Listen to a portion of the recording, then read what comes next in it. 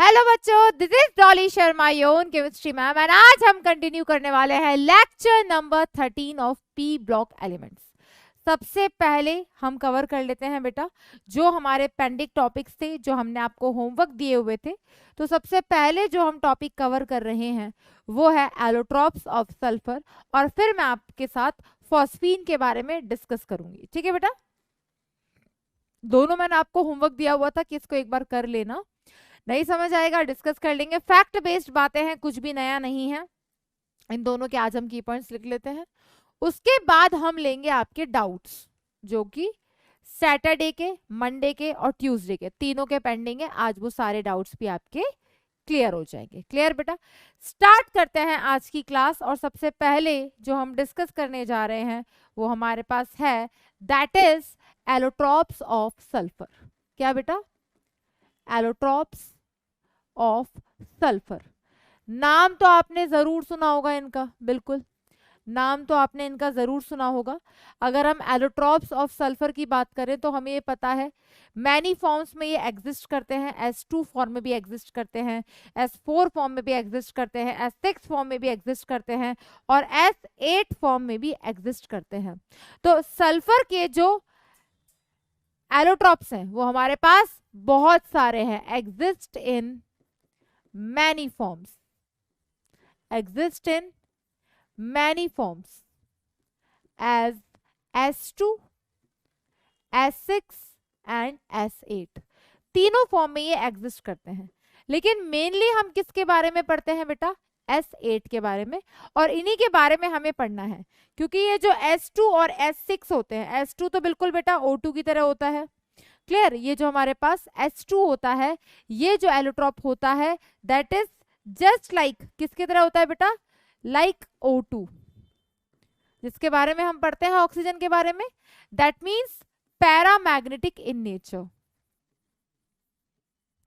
उसी तरीके से बेटा ये जो S6 होता है, ये इसका एक एलोट्रॉप होता है जो चेयर फॉर्म में एग्जिस्ट करता है। किस फॉर्म में बेटा? चेयर फॉर्म में। बिल्कुल जो हम पढ़ते हैं तो किस तरीके से होता है बेटा?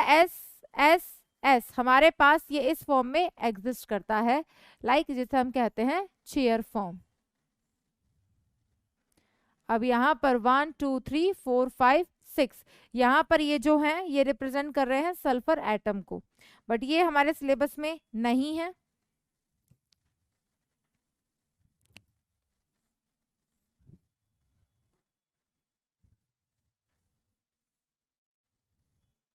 यहाँ पर ये सल्फर एटम को रिप्रेजेंट कर रहा है। Next, last but not the least, और जो सबसे इंपॉर्टेंट है वो है बेटा S8 फॉर्म, जिसके बारे में हम पढ़ते हैं। ठीक है, तो सल्फर के काफी एलोट्रॉप्स एग्जिस्ट करते हैं। S2 भी एग्जिस्ट करता है, S6 भी एग्जिस्ट करता है, S8 भी एग्जिस्ट करता है, लेकिन जिसे हम पढ़ते हैं हमारी एनसीईआरटी में जो मेंशन है वो है S8 फॉर्म। अगर बात करें S2 फॉर्म की, वो बिल्कुल O2 की तरह होता है, पैरामैग्नेटिक होता है नेचर में। कैसे पता चला? इवन नंबर ऑफ इलेक्ट्रॉन्स होते हैं। केमिकल बॉन्डिंग में हमने मॉलिक्यूलर ऑर्बिटल थ्योरी पढ़ी थी, वहां से हमने कंक्लूड किया था कि ये जो O2 होता है वो नेचर में पैरामैग्नेटिक होता है, same as it is S2 होता है बेटा। नेक्स्ट हम बात करते हैं S6, ये भी एक एलोट्रॉप है सल्फर का जो चेयर फॉर्म में एग्जिस्ट करता है। और नेक्स्ट है हमारे पास S8। तो S8 जो है हमारे पास, इसको हम फर्दर क्लासिफाई करते हैं दो फॉर्म में, that is alpha and beta. ये फर्दर दो फॉर्म में क्लासिफाई हुआ बेटा, अल्फा एंड बीटा, और इनके नाम दे दिए गए on the basis of their 3D arrangement. एक चैप्टर था बेटा आपके पास जिसका नाम था solid state. Solid state chapter में आप 14 ब्रेवियस लैटिस पढ़ते हो, वहां पर 3D में जो उनका अरेंजमेंट होता है आयनिक क्रिस्टल्स का, तो वो कैसे थे हमारे पास? Cubic, tetragonal, orthorhombic, rhombohedral. तो उन्हीं में से बेटा ये जो S8 फॉर्म होती है एलोट्रॉप ऑफ सल्फर की, ये दो फॉर्म में एग्जिस्ट करती है, अल्फा एंड बीटा, और इन्हें नाम दिया जाता है on the basis of their 3D arrangement. इस अल्फा सल्फर को बोलते हैं ऑर्थोरोम्बिक, जिसे रोम्बिक सल्फर भी बोलते हैं, और दैट इज मोनोक्लिनिक। तो आपने सॉलिड स्टेट में 6 फॉर्म्स पढ़ी थी, 7 forms, cubic, tetragonal, orthorhombic, rhombohedral, tetrahedral, ये सारे होते हैं हेक्सागोनल, मोनोक्लिनिक, ट्राइक्लिनिक। तो उसी तरीके से बेटा ये दो फॉर्म्स होती है हमारे पास S8 की। एक होती है बेटा दैट इज ऑर्थोरोम्बिक, जिसे रोम्बिक सल्फर भी बोलते हैं, और एक होती है हमारे पास दैट इज मोनोक्लिनिक। तो ये दो फॉर्म होती है बेटा, इनके बारे में हमें बस पढ़ना है। तो ये दो एलोट्रॉप है बेटा हमारे पास सल्फर के। वन बाय वन दोनों को कवर करते हैं। सबसे पहले बात करते हैं बेटा ऑर्थोरोम्बिक सल्फर की, जिसे रोम्बिक सल्फर भी बोलते हैं। दोनों ही क्राउन शेप में एग्जिस्ट करते हैं, क्राउन होता है उस शेप में ये एग्जिस्ट करते हैं। सबसे पहले फॉर्मेशन किया जाता है अल्फा सल्फर का। अल्फा सल्फर को कैसे बनाया जाता है? रोल सल्फर आता है, रोल सल्फर बेसिक टाइप होता है इसका, उसे हम हीट करते हैं मिक्स करके, किसके अंदर? पाउडर्ड फॉर्म में होता है रोल सल्फर। उसे हम सॉल्वेंट लेते हैं CS2, उसके अंदर उसको मिक्स करते हैं और हीट करते हैं। फिर वहां से जो क्रिस्टल्स ऑब्टेन होते हैं, उनका जो 3D अरेंजमेंट होता है वो रोम्बिक फॉर्म में होता है, और उसे हम कहते हैं रोम्बिक सल्फर। जब इसी रोम्बिक सल्फर को, जब इसी ऑर्थोरोम्बिक सल्फर को, इसी अल्फा सल्फर को हम हीट करते हैं at a particular temperature, heat करने पर क्या होता है? हीट करके जब इसे तुरंत कूल कर देते हैं, मेल्ट कर देते हैं, उस टाइम पे इसकी फर्स्ट लेयर बन जाती है, और उस फर्स्ट लेयर में एक स्मॉल होल करके अंदर का लिक्विड सारा बाहर निकाल देते हैं। और अब उसके बाद जो अंदर क्रिस्टल्स बनते हैं वो बनते हैं मोनोक्लिनिक फॉर्म में। तो S8 is the allotrope of sulphur, जो कि दो फॉर्म में एग्जिस्ट करता है, alpha and beta. Alpha sulphur को ही हम ऑर्थोरोम्बिक सल्फर बोलते हैं, एंड बीटा सल्फर को हम बोलते हैं मोनोक्लिनिक सल्फर। तो वही जैसे फास्फोरस के एलोट्रॉप हमने डिस्कस किए थे, यहाँ भी हम इन दोनों के बारे में वही प्रॉपर्टीज कवर करेंगे कि ये वाटर में सॉल्यूबल है या इनसॉल्यूबल है, CS2 में सॉल्यूबल है या इनसॉल्यूबल है, या फिर कुछ ऐसे पॉइंट्स जैसे कि हो गया बेटा इनकी बेसिक प्रॉपर्टीज, कौन ज्यादा स्टेबल है, कौन किससे फॉर्म हुआ। तो सिंपल बेटा, जो रोल सल्फर होता है वो रोल सल्फर को हीट किया CS2 में मिक्स करके, तो अल्फा सल्फर मिला जिसे रोम्बिक सल्फर बोलते हैं। उसे हीट करके जब मेल्ट किया तो फॉर्मेशन हुआ मोनोक्लिनिक सल्फर का। तो सबसे पहले जो हम डिस्कस करने जा रहे हैं वो हम डिस्कस करने जा रहे हैं बेटा दैट इज रोम्बिक सल्फर, जिसे ऑर्थोरोम्बिक सल्फर भी बोलते हैं। इसका नाम रोम्बिक समझ आ रहा होगा बेटा, क्यों पड़ा? बिल्कुल एकदम क्लियर होना चाहिए कि इसका नाम रोम्बिक क्यों पड़ा, रोम्बिक सल्फर। क्योंकि बेटा 3D में जो इसका अरेंजमेंट है, क्या बेटा? 3D में जो इसका अरेंजमेंट है वो कैसा है? ऑर्थोरोम्बिक फॉर्म में है। तो इसीलिए इसको हम क्या बोलते हैं बेटा? Rhombic sulphur. क्लियर? इसका कलर कैसा होता है? That is yellow in colour, that is yellow in colour. तो होता क्या है बेटा? जो रोल सल्फर होता है, रोल सल्फर जो कि व्हाइट पाउडर्ड फॉर्म में होता है, ये रोल सल्फर किस फॉर्म में होता है? That is exist in light yellow powder होता है। इस लाइट येलो पाउडर को हम क्या करते हैं? CS2 में मिक्स करते हैं और इसको हीट करते हैं। तो यहाँ पर क्या होता है? इसका वेपराइजेशन होता है हीट करके। इसको हीट करने पर जो इसका एवेपोरेशन होता है, वहां से हमारे पास फॉर्मेशन होता है किसका? रोम्बिक सल्फर, जिसे हम और क्या बोलते हैं? That is alpha, that is alpha form. ये हमारे पास अल्फा सल्फर होता है। ठीक है, तो इसको भी हम यहाँ पर लिख सकते हैं अल्फा सल्फर। तो यहाँ से फॉर्म होता है दैट इज अल्फा सल्फर। ये इसकी प्रिपरेशन हो गई बेटा। तो रोल सल्फर जो होता है ये लाइट येलो पाउडर होता है, ये फिर इस अल्फा सल्फर का फॉर्मेशन करता है। नेक्स्ट अगर हम बात करें तो ये रूम टेम्परेचर पे स्टेबल होता है, तो हम लिख सकते हैं that is stable at room temperature. ये वाला जो फॉर्म होता है ये रूम टेम्परेचर पे कैसा होता है बेटा? स्टेबल होता है। नेक्स्ट हम बात करें that is insoluble in water, that is insoluble in water. Water के अंदर क्या होता है बेटा? इनसॉल्यूबल होता है। लेकिन CS2 जो कि हमारे पास एक नॉन पोलर सॉल्वेंट है, उसमें ये कैसा होता है? That is soluble, that readily soluble in, that readily soluble in CS2 जो कि एक नॉन पोलर सॉल्वेंट है। ठीक है बेटा। तो नेक्स्ट हम इसकी सॉल्युबिलिटी की बात करेंगे, कब तक सॉल्युबल होता है। नेक्स्ट हम बात करें बेटा ये ऑल्सो डिजोल्व हो जाता है, that dissolve in benzene and ether to some extent. Clear बेटा? तो ये एक फॉर्म था हमारे पास, that is the rhombic sulphur. ये भी क्राउन शेप में एग्जिस्ट करता है। दैट इज, अगर हम बात करें इसका 3D अरेंजमेंट कैसा है, तो 3D अरेंजमेंट जो इसका होता है, that 3D arrangement is in, जो हमने फॉर्म पढ़ा हुआ है बेटा सॉलिड स्टेट चैप्टर में, कौन सा फॉर्म होता है इसका बेटा, that is orthorhombic. Orthorhombic form में ये एग्जिस्ट करता है। नेक्स्ट बेटा, शेप इसकी कैसी होती है, दैट इज पकड़ क्राउन शेप। क्राउन शेप, तो क्राउन शेप फॉर्म में ये एग्जिस्ट करता है किस तरीके से बेटा, सी।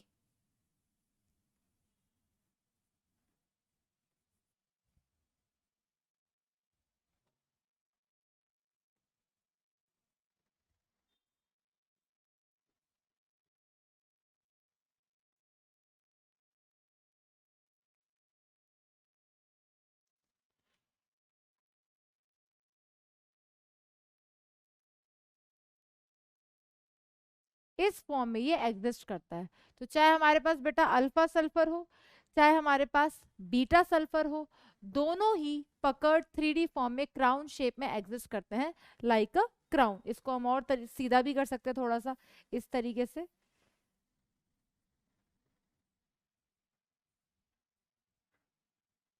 इस तरीके से बेटा exist in crown shape. Clear है बेटा? नेक्स्ट हम डिस्कस करते हैं इसका अनदर फॉर्म, और जो हमारे पास दूसरा फॉर्म है वो फॉर्म कौन सा है बेटा, that is monoclinic sulphur. Second form है, ये भी एसेट ही है, that is monoclinic sulphur. Monoclinic sulphur, जिसे हम और क्या बोलते हैं बेटा, इसे हम बोलते हैं दैट इज बीटा सल्फर। क्या बोलते हैं बेटा, दैट इज बीटा सल्फर। इसका फॉर्मेशन कैसे हुआ, ये मैंने आपको अभी बताया था कि जो हमारे पास अल्फा सल्फर है, जो हमारे पास अल्फा सल्फर है, जिसे हम ऑर्थोरोम्बिक सल्फर बोलते हैं, हमने क्या किया, इसे पहले सबसे पहले से क्या करवाया, इसकी हमने मेल्टिंग करवाई। मेल्टिंग करवाई कैसे, हीट करके। मेल्टिंग करवाते ही तुरंत हमने इसकी क्या करवा दी बेटा, कूलिंग करवा दी। मेल्ट करवाने के बाद कूल करा, और कूल करने के बाद जो अंदर का लिक्विड था, ऊपर एक लेयर बन गई, ऊपर एक लेयर बन गई, और उसमें थोड़ा सा होल करके हमने क्या किया, उस होल करके हमने अंदर का लिक्विड पूरा बाहर निकाल दिया। अब जो अंदर क्रिस्टल्स बने, वो क्रिस्टल्स किसके थे बेटा, वो क्रिस्टल्स थे बीटा सल्फर के। उनका जो 3D अरेंजमेंट था वो किस फॉर्म में था बेटा, मोनोक्लिनिक फॉर्म में था, जो आपने पढ़ी हुई है स्टेट्स ऑफ मैटर में कि 3D अरेंजमेंट की ये भी एक पॉसिबल फॉर्म होती है। तो लाइक मान के चलो बेटा कि आपने कभी चाशनी देखी है, जब चाशनी को गैस पे हम रखते हैं तो हम क्या करते हैं, चीनी को पूरा मेल्ट कर लेते हैं। उसके बाद हम अगर उसको ठंडा करते हैं तो ऊपर एक लेयर बन जाती है चाशनी की।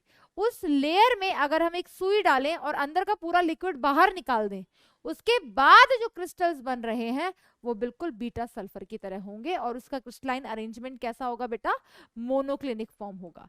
तो ये होती है बेटा नेक्स्ट हमारे पास मोनोक्लिनिक फॉर्म। इसकी प्रॉपर्टीज की अगर हम बात करें तो हम लिख सकते हैं prepared by melting and then cooling rhombic sulphur. Rhombic sulphur, rhombic sulphur को हम पहले मेल्ट करें फिर कूल करें तो हम वहां से ऑब्टेन कर सकते हैं दैट इज मोनोक्लिनिक सल्फर, जिसको हम बीटा सल्फर भी बोलते हैं। इसका जो मेल्टिंग पॉइंट होता है ये होता है that is approximately 393 kelvin. Clear बेटा? सॉल्युबिलिटी की बात करें तो ये that is stable above 369 kelvin, that monoclinic sulphur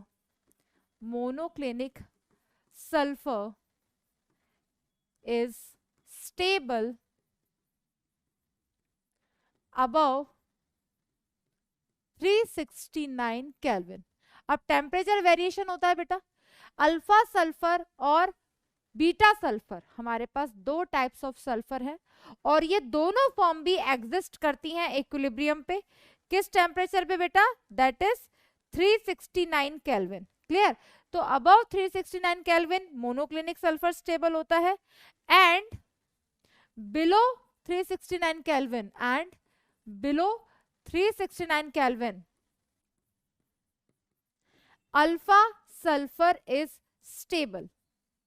alpha sulphur is stable and at 369 kelvin क्या होगा?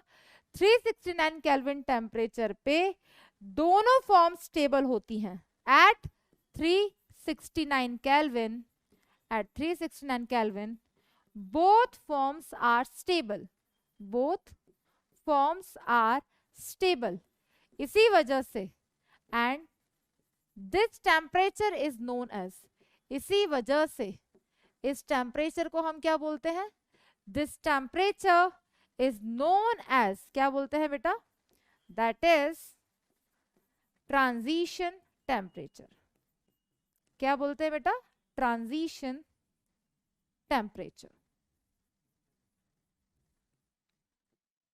क्लियर बेटा? तो यहां से ये पूछा जा सकता है कि ट्रांजिशन टेम्परेचर क्या होता है। दोनों फॉर्म स्टेबल होती हैं बेटा। एक हमारे पास अल्फा सल्फर जो है वो बिलो 369 स्टेबल होती है, above 369 kelvin monoclinic sulphur stable होती है। 3D अरेंजमेंट मैंने आपको इसका बता ही दिया कि 3D अरेंजमेंट इसका कैसा होता है? That is monoclinic. कैसा होता है बेटा? That is monoclinic.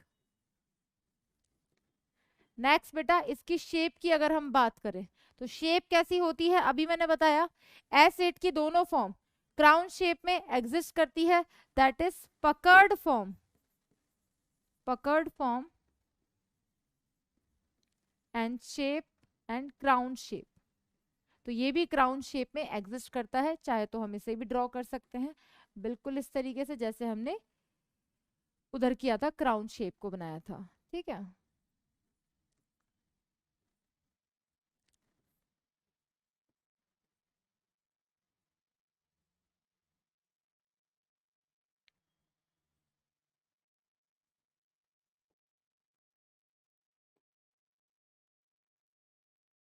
इस तरीके से इसकी शेप एग्जिस्ट करता है। तो ये हमारे पास दोनों फॉर्म्स थी बेटा, simple, alpha sulphur beta sulphur, alpha rhombic beta monoclinic.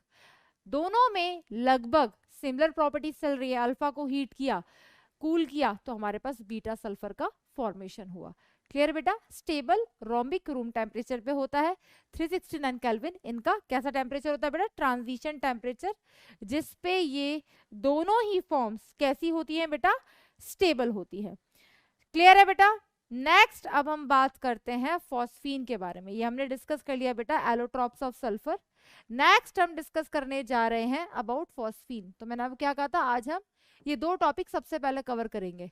Allotropes of sulphur हमने कवर कर लिया है। नेक्स्ट हम डिस्कस करने जा रहे हैं फॉस्फीन के बारे में। तो हर चैप्टर, हर फैमिली का एक रूल था कि सबसे पहले हम क्या पढ़ेंगे? सबसे पहले पढ़ेंगे एटॉमिक प्रॉपर्टीज, फिजिकल प्रॉपर्टीज, फिर केमिकल प्रॉपर्टीज और उसके बाद फर्स्ट 2 एलिमेंट के कंपाउंड। तो नाइट्रोजन फैमिली में हमने अमोनिया के बारे में पढ़ा, नाइट्रिक एसिड के बारे में पढ़ा, N2 के बारे में पढ़ा, उनकी preparation, chemical property, physical property के बारे में बात की। फॉस्फोरस के हमने ऑक्सी एसिड डिस्कस किए। तो फॉस्फोरस का एक और इंपॉर्टेंट कंपाउंड है, दैट इज PH3, जो कि मैंने आपको होमवर्क दिया हुआ था। तो ये किसका पार्ट है बेटा? That is part of group 15। ये ग्रुप 15 फैमिली का पार्ट है। डिस्कस करते हैं बेटा इस फॉस्फीन के बारे में। अगर आप बोलो कि इसकी स्ट्रक्चर और शेप कैसा होगा, तो अगर हम डिफाइन करें तो बिल्कुल इसको उसी की तरह से डिफाइन करेंगे बेटा, जैसे हमने अमोनिया को डिफाइन किया था, बिल्कुल उसी तरीके से हम PH3 को भी डिफाइन करते हैं। लेकिन ये जितने भी स्ट्रक्चर्स है बेटा, इनकी शेप अभी तक डिफाइन नहीं है। लाइक ये हो गया, PH3 हो गया, उसके बाद वाले जितने भी कंपाउंड्स है, क्योंकि यहाँ पे ड्रैगोज रूल लग जाता है, इलेक्ट्रोनेगेटिविटी डिक्रीज होती चली जाती है। तो सबसे पहले हम बात करते हैं कि हमें किस फॉर्म में दिखता है। बिल्कुल वही, अगर हाइब्रिडाइजेशन देखते हुए हम इसकी शेप बताएं तो हमारे पास इसकी शेप क्या आती है बेटा? That is trigonal pyramidal. क्या आती है बेटा इसकी shape? That is trigonal pyramidal. Next बेटा इसकी इंपॉर्टेंट प्रिपरेशन है, इंपॉर्टेंट प्रिपरेशन है कि इसको बनाया कैसे जाता है। जब मैं रीजनिंग वाले क्वेश्चन करवा रही थी तब मैंने ये रिएक्शन डिस्कस की थी कि जब हम व्हाइट फॉस्फोरस को, हमारे पास एलोट्रॉप्स ऑफ फॉस्फोरस थे, जब व्हाइट फॉस्फोरस को हम बेस के साथ रिएक्ट कराते हैं तब हमारे पास फॉर्मेशन होता है फॉस्फीन का और साथ में सोडियम हाइपोफॉस्फाइड का। तो ये भी एक इसकी प्रिपरेशन थी कि हमने व्हाइट फॉस्फोरस की रिएक्शन किसके साथ कराई बेटा, NaOH के साथ। क्लियर, एक्वस फॉर्म में। तो यहां से किसका फॉर्मेशन हुआ, फॉस्फीन का, that is PH3 and NaH2PO2, जिसे हम क्या बोलते हैं बेटा, दैट इज सोडियम हाइपोफॉस्फाइड। और ये रिएक्शन इंपॉर्टेंट है, चाहे आप इसे पढ़ो केमिकल प्रॉपर्टीज ऑफ फॉस्फोरस, क्योंकि हमने वहां पर भी ये रिएक्शन पढ़ी थी और यहां पर ये इसकी प्रिपरेशन है। तो ये रिएक्शन जो है डिस्प्रपोर्शनेशन रिएक्शन है। क्यों, क्योंकि यहां पर फॉस्फोरस ऑक्सीडाइज भी हो रहा है और रिड्यूस भी हो रहा है।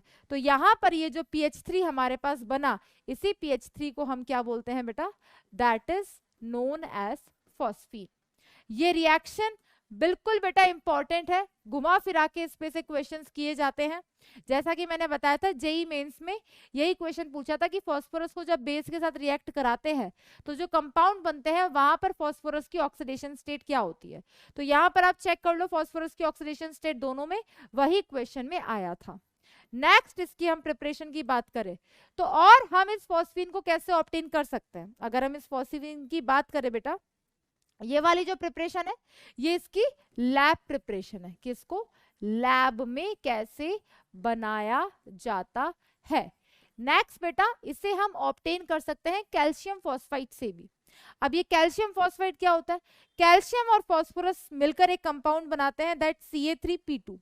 जब इस Ca3P2 को, इसका जब हाइड्रोलिसिस कराते हैं, Ca3P2 जब कैल्शियम वैलेंसी 2 शो कर रहा था, फॉस्फोरस शो कर रहा था 3, क्योंकि उसकी वैलेंसी 3 होती है।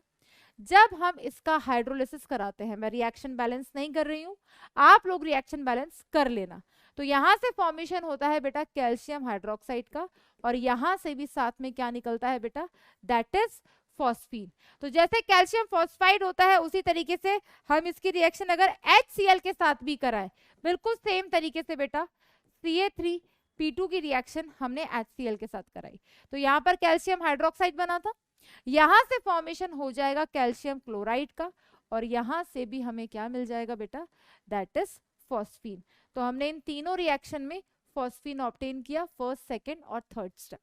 तीनों की तीनों प्रिपरेशन है बेटा, फर्स्ट रिएक्शन इंपॉर्टेंट है, पहले ही हाईलाइट कर दिया है। तो ये इनकी तीनों प्रिपरेशन है कि कैसे हम फॉस्फीन को हम प्रिपेयर करते हैं। नेक्स्ट इसकी प्रॉपर्टीज की हम बात करें तो जब ये हमारे पास प्योर फॉर्म में होता है, जब हमारे पास फॉस्फीन प्योर फॉर्म में होता है तो ये नॉन इन्फ्लेमेबल होता है। नॉन इन्फ्लेमेबल मतलब आग नहीं पकड़ने वाला। तो जब ये प्योर फॉर्म में होता है तो ये नॉन इन्फ्लेमेबल होता है, लेकिन जब ये प्योर फॉर्म में नहीं होता, जब ये प्योर फॉर्म में नहीं होता ये इन्फ्लेमेबल भी होता है। क्योंकि बेटा फॉस्फीन जो है ना, इसको हम अभी यूजेस पढ़ेंगे तो हम डिस्कस करेंगे कि ये यूज होता है होम्स सिग्नल में। ये क्या होता है वो भी मैं आपको अभी बताऊंगी, थोड़ा सा हिंट मैंने इसके बारे में दिया था। तो when phosphine is present in its pure form,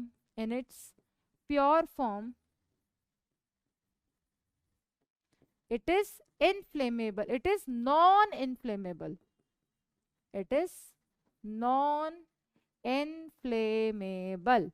क्या होता है बेटा, आग नहीं पकड़ता ये, तो ये नॉन इन्फ्लेमेबल होता है। वहीं पे बेटा इसको प्योरीफाई करने के लिए हम क्या करते हैं, इसकी रिएक्शन कराते हैं HI के साथ, HI के साथ रिएक्शन कराते हैं तो PH4I का फॉर्मेशन होता है। फिर वहां से फर्दर पोटेशियम हाइड्रोक्साइड के साथ हम इसकी रिएक्शन कराते हैं इसको प्योरीफाई करने के लिए।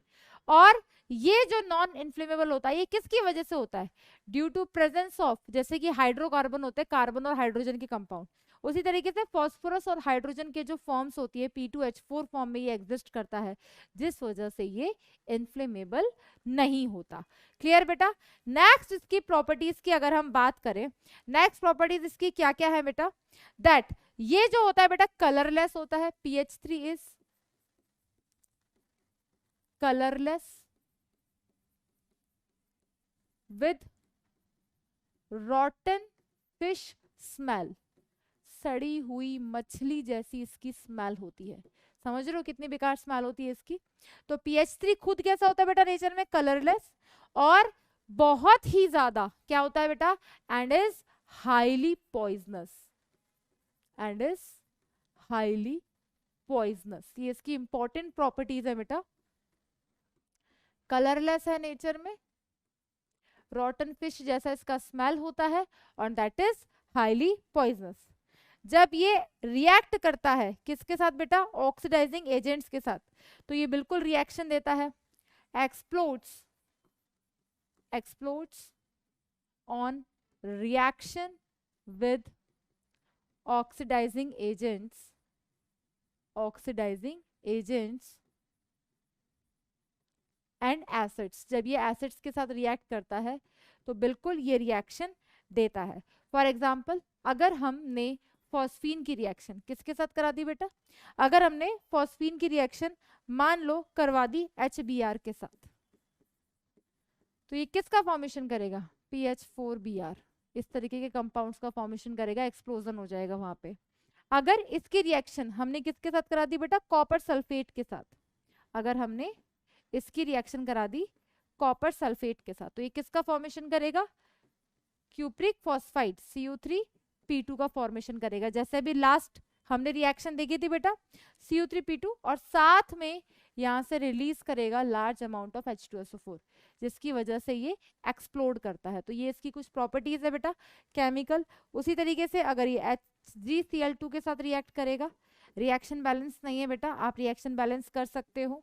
जब ये HgCl2 के साथ रिएक्ट करेगा तो वहां से भी फॉर्मेशन करेगा Hg3P2 और HCl। क्लियर। तो इस तरीके के कंपाउंड्स का ये फॉर्मेशन करता है। तो फॉस्फीन एक हमारे पास व्हाइट पाउडर फॉर्म में ये एग्जिस्ट करता है, कलरलेस होता है, हाईली पॉइजनस होता है, रॉटन फिश जैसी इसकी स्मेल होती है, ये एग्जिस्ट करता है ट्रायगोनल पिरामिडल ज्योमेट्री में। 3 इसके ये इंपॉर्टेंट प्रिपरेशन है। जब ये प्योर फॉर्म में होता है तब ये नॉन इनफ्लेमेबल होता है, और ये 3 इसकी कुछ केमिकल रिएक्शंस हैं जो इसकी प्रॉपर्टीज हुई है। ये एक वीकली बेस है, लाइक जैसे कि अमोनिया होता है, और ये कंपाउंड्स का फॉर्मेशन कर देता है एसिड्स के साथ। तो PH3 is weak base, is a weak base and form compounds with compounds with acids, acids के साथ कंपाउंड का फॉर्मेशन करता है। Clear.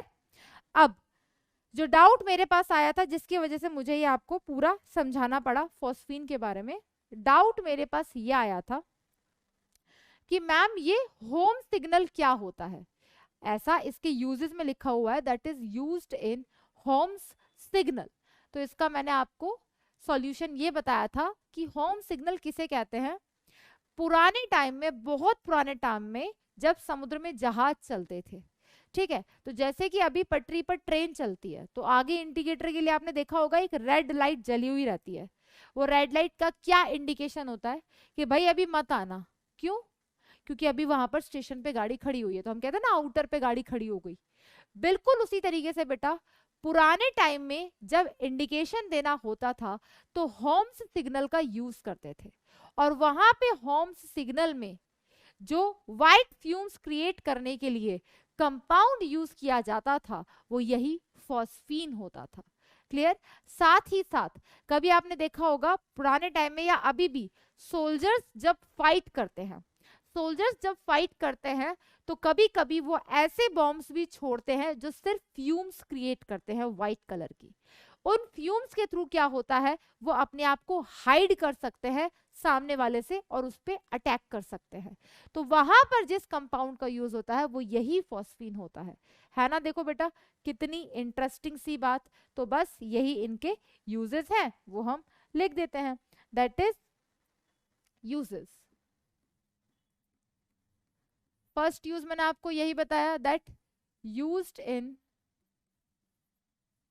Holmes signal due to spontaneous spontaneous combustion हो जाता है बेटा, किसका? That is spontaneous combustion of phosphine. तो वहां से व्हाइट फ्यूम्स का फॉर्मेशन होता है, और जो कि इंडिकेट कर देता है भाई जहाजों को कि हाँ भाई यहाँ पर अभी कोई है, ठीक है, किनारे से हमारे पास ही है, ठीक है। तो उसमें क्या करते हैं बेटा, कैल्शियम कार्बाइड और कैल्शियम फॉस्फाइड को मिक्स करते हैं, जहां से वो बर्न होने पर फॉस्फीन गैस प्रोड्यूस करता है। यानी कि होम सिग्नल जो होता है इसमें किस किस को मिक्स किया जाता है बेटा, calcium phosphide, that is Ca3P2, यही जो अभी हम प्रिपरेशन कर रहे थे इसकी। तो हम Ca3P2 को किसके साथ रिएक्ट कराते हैं बेटा, दैट इज CaC2। तो जब इस Ca3P2 को मिक्स करके कैल्शियम कार्बाइड के साथ पानी के अंदर डाल दिया जाएगा, तो रिएक्ट करने पर ये फॉर्मेशन करेगा फॉस्फीन का, और फॉस्फीन की जो व्हाइट फ्यूम्स होंगी वो यूज होंगी इंडिकेशन के लिए। क्लियर बेटा? तो इसीलिए इसको हम यूज करते हैं। नेक्स्ट बेटा, also used in smoke screens.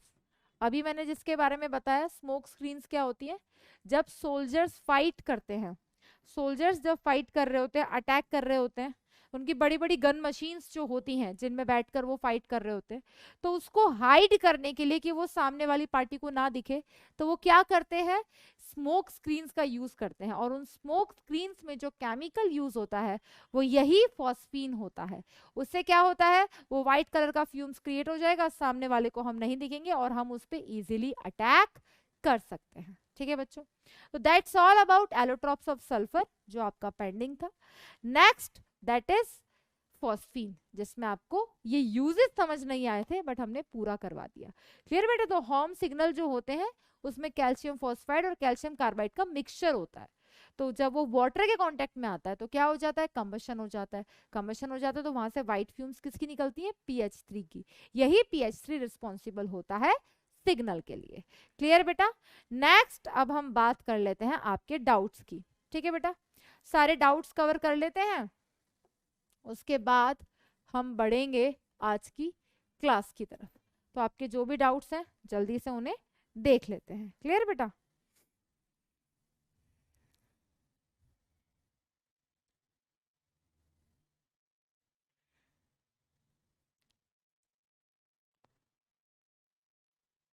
थोड़ा टाइम किलिंग लगता होगा बच्चों आप लोगों को, बट ये डाउट्स ना बहुत इंपॉर्टेंट होते हैं। ठीक है, उस बच्चे से पूछो जिसके डाउट नहीं डिस्कस हो पाते हैं। तो हमारे डाउट थे टॉपिक फॉर्म्स ऑफ सल्फर हमने आज डिस्कस किया, ऑक्सो एसिड्स तक हमारे हो गए थे। ठीक है,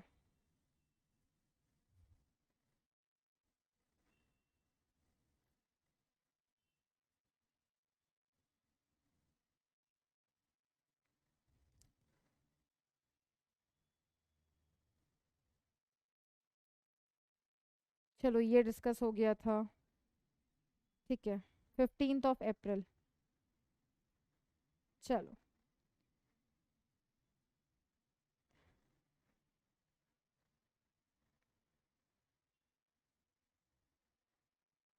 DPP प्रोवाइड कीजिए। अरे हाँ बच्चों, आपने DPP के लिए भी बोला था, आप भी डिस्कस करेंगे।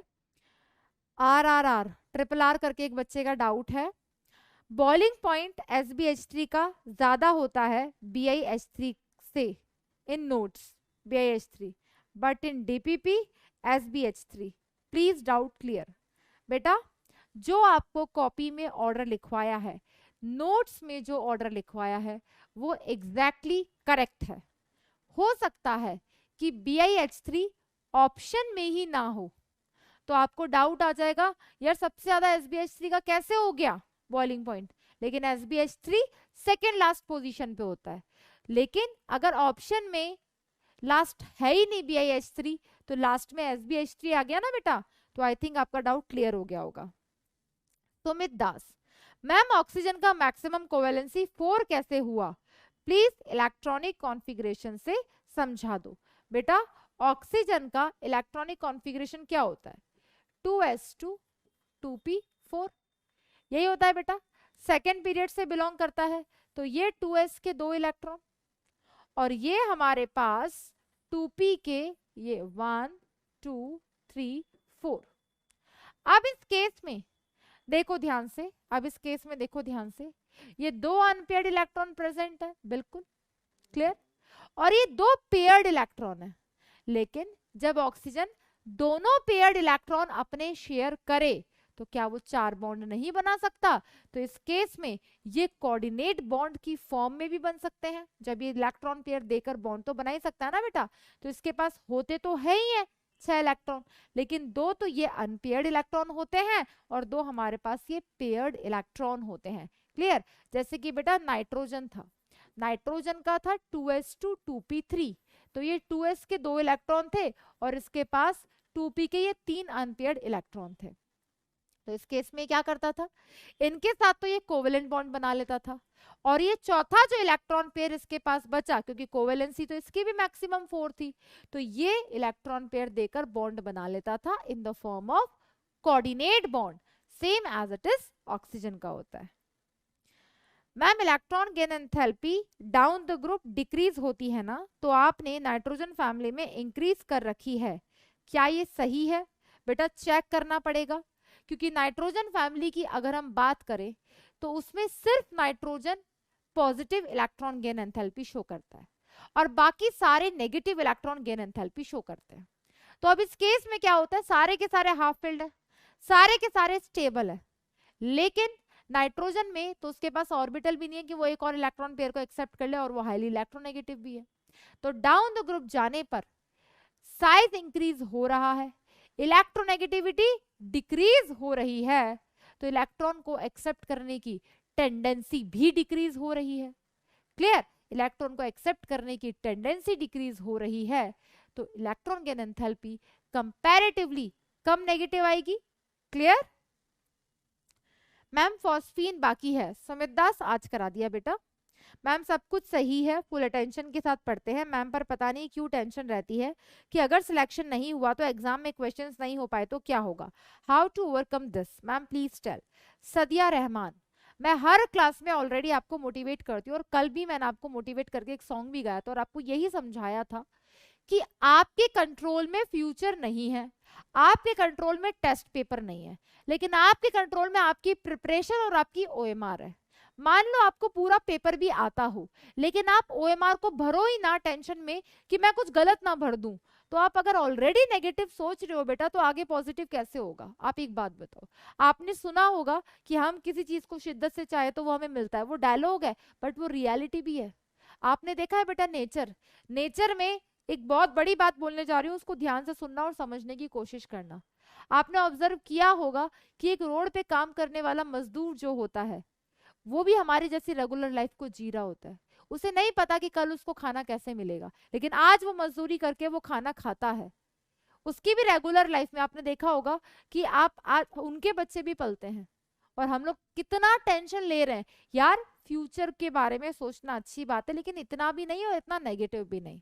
आप एफर्ट्स करो, आपका प्रेजेंट डिसाइड करेगा कि आपका फ्यूचर कैसा होगा।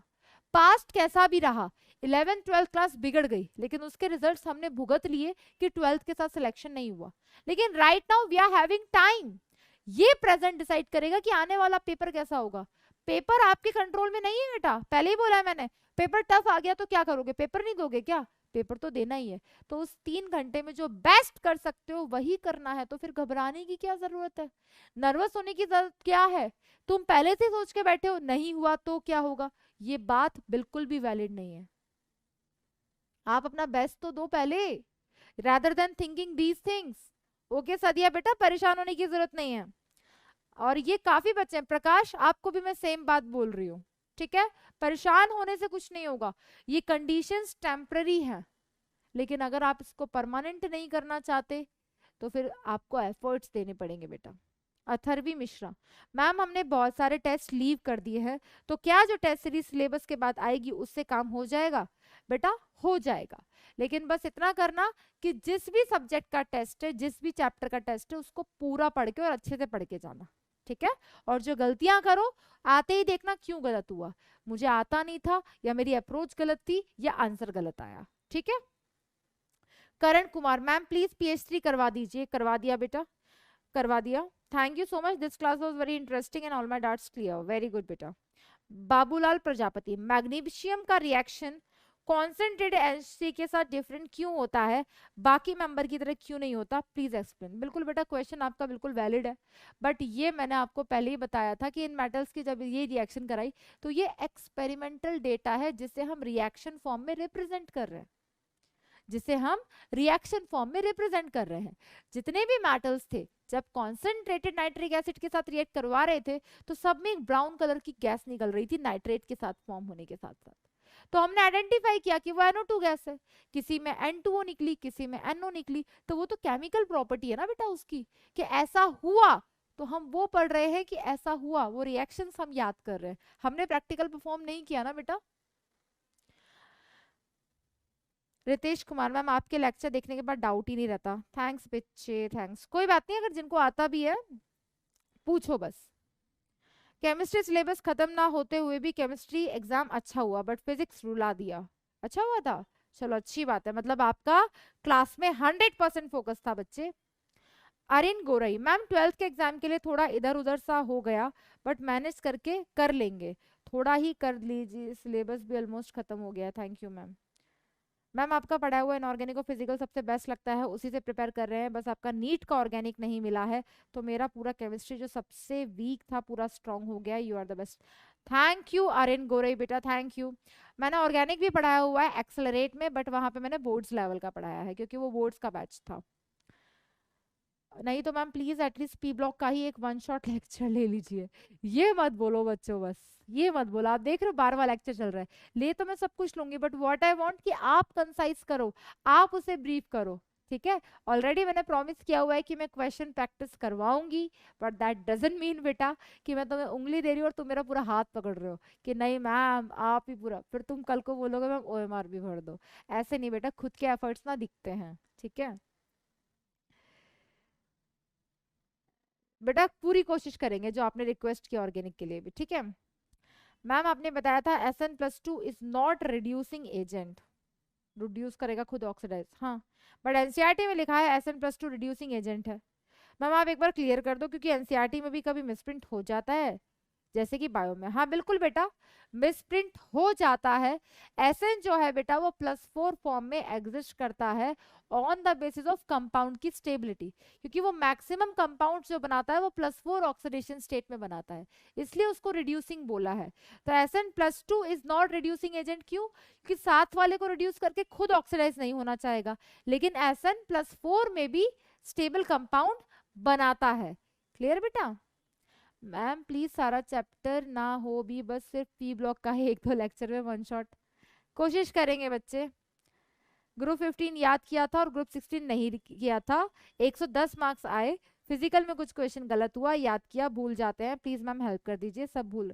नेहा चौधरी घबराने की बिल्कुल जरूरत नहीं है, देखो बेटा मैंने तुमसे कहा था क्लास में 100% फोकस के साथ पढ़ना, पता है नाइट्रोजन फैमिली कितनी बड़ी है, कितनी बड़ी फैमिली है, लेकिन आपने उसको भी मतलब 2 दिन पहले खत्म हुआ था और आपने अगले दिन टेस्ट दे दिया, तो उस परफॉर्मेंस का भी एक रीजन है। क्लास में जितना फोकस होगा, क्लास में जितना याद होता चला जाएगा, बाद में रिवीजन में उतना कम टाइम लगेगा, ठीक है बच्चे। और फिजिकल के लिए परेशान मत हो बेटा, फिजिकल में भी एफर्ट्स ही रिक्वायर्ड है जो आप ऑलरेडी दे रहे हो, क्यों घबरा रहे हो। केमिस्ट्री में 42 out of 45, very good Muskan Chauhan. Ma'am क्या मैं ऐप का क्वेश्चन सेशन वाला लेक्चर अटेंड कर सकता हूँ, मैं यकीन 2.0 से हूँ मैम, आपका टीचिंग स्टाइल मुझे बहुत अच्छा लगता है मैम, आप बहुत ज्यादा पॉजिटिव हो, थैंक यू सोहेल, बिल्कुल कर सकते हो बेटा, if you are having app you can attend any class of mine.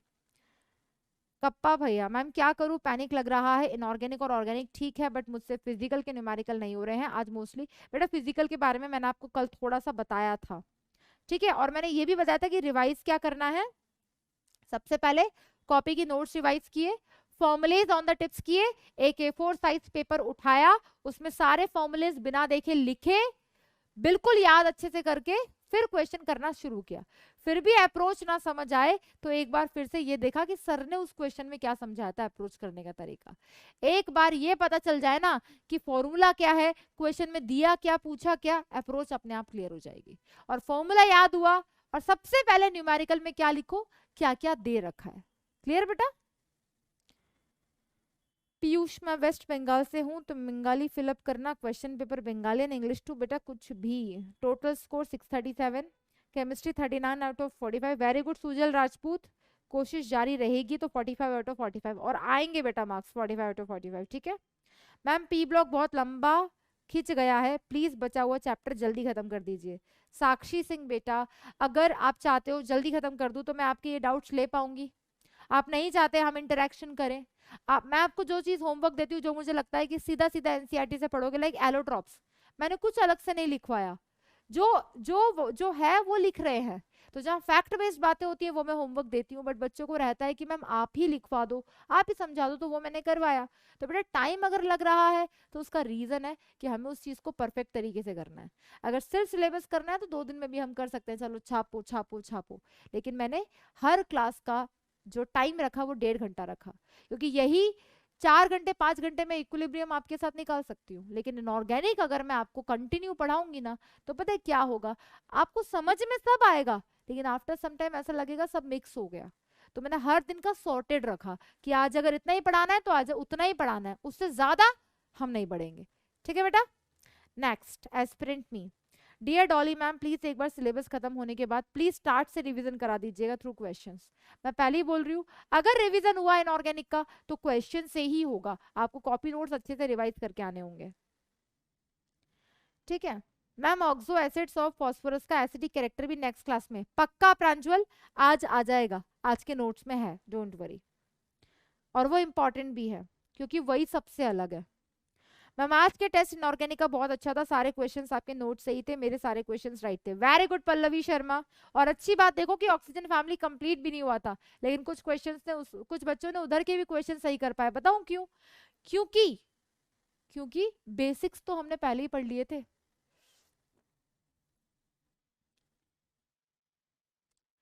प्रकाश बेटा परेशान होने की जरूरत नहीं है, अगर 38 क्वेश्चंस करेक्ट थे तो 45 भी करेक्ट होंगे। नेक्स्ट टाइम का टारगेट मानकर चलो कि मेरे क्वेश्चन जो सही होने चाहिए वो 40 प्लस होने चाहिए। Clear? Very good Pallavi. Ma'am confidence low हो रहा है इस चैप्टर में, नहीं रोहित पवार ऐसा नहीं होने देना है। Ma'am telling of mercury discuss कर दीजिए। बिल्कुल, हमने जो फॉर्मेशन किया था ना बेटा नेस्लर्स रिएजेंट से, उसी को हम जो प्रोडक्ट बना था उसी को हम टेलिंग ऑफ मरकरी कहते हैं, फिर भी समझा देंगे, ठीक है।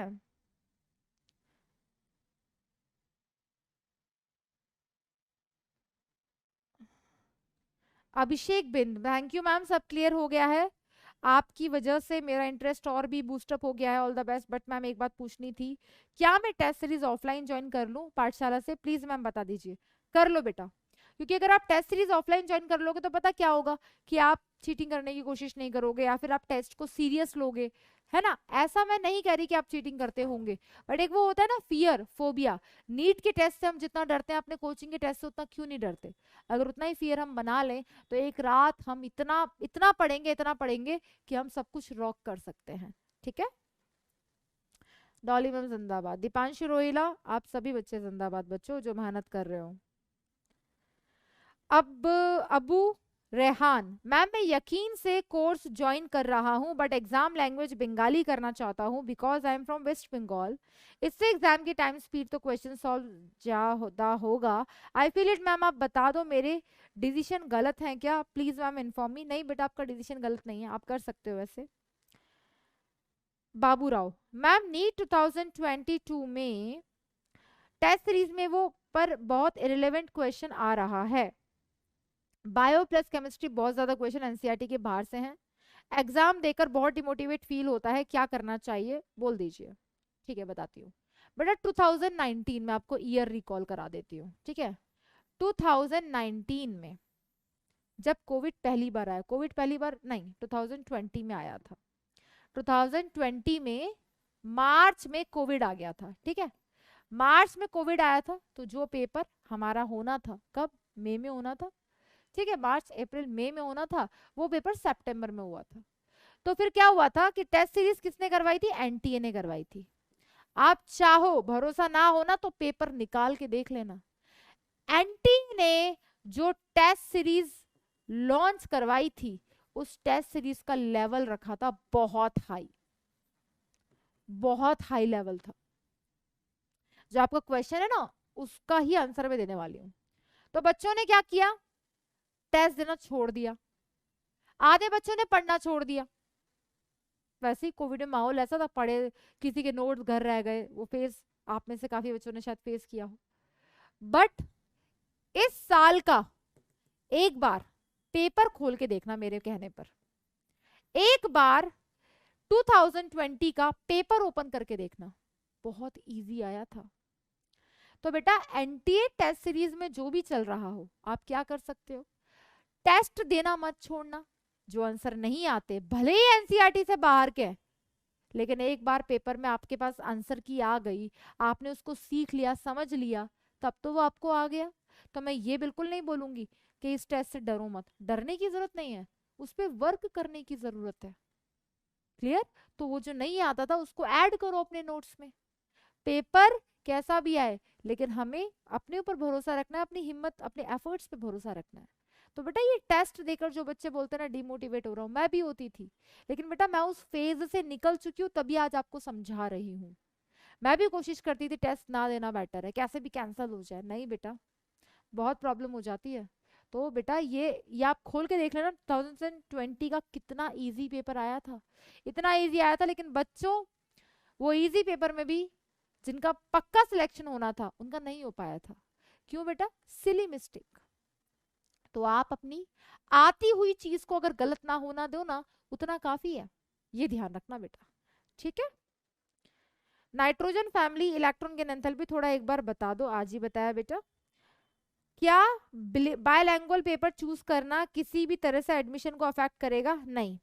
जैसे I have studied from English medium बस choose Hindi medium of paper to bilanguage paper, so would it any how affect later it? मैंने हिंदी चूज किया था, नहीं बेटा कोई अफेक्ट नहीं करेगा।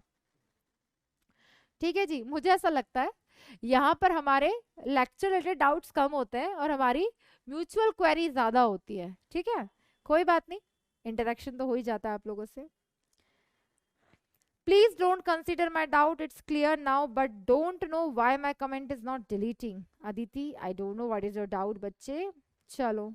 What is exception between melting point and boiling point of polonium and tellurium also due to inert pair effect?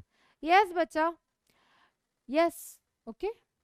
Ma'am DPP teacher को बोलिए रेगुलर डीपी प्रोवाइड करे प्लीज। ऑल्सो पी ब्लॉक में कॉन्फिडेंस नहीं आ रहा है, चिंता ना करो, उन्हें भी बोल देंगे, और मैंने तो बोला ही हुआ है। तो ग्रुप 15 का हम पूरा रीजनिंग कर चुके हैं, अब अगला नंबर ग्रुप 16 का है, तो बी प्रिपेयर्ड।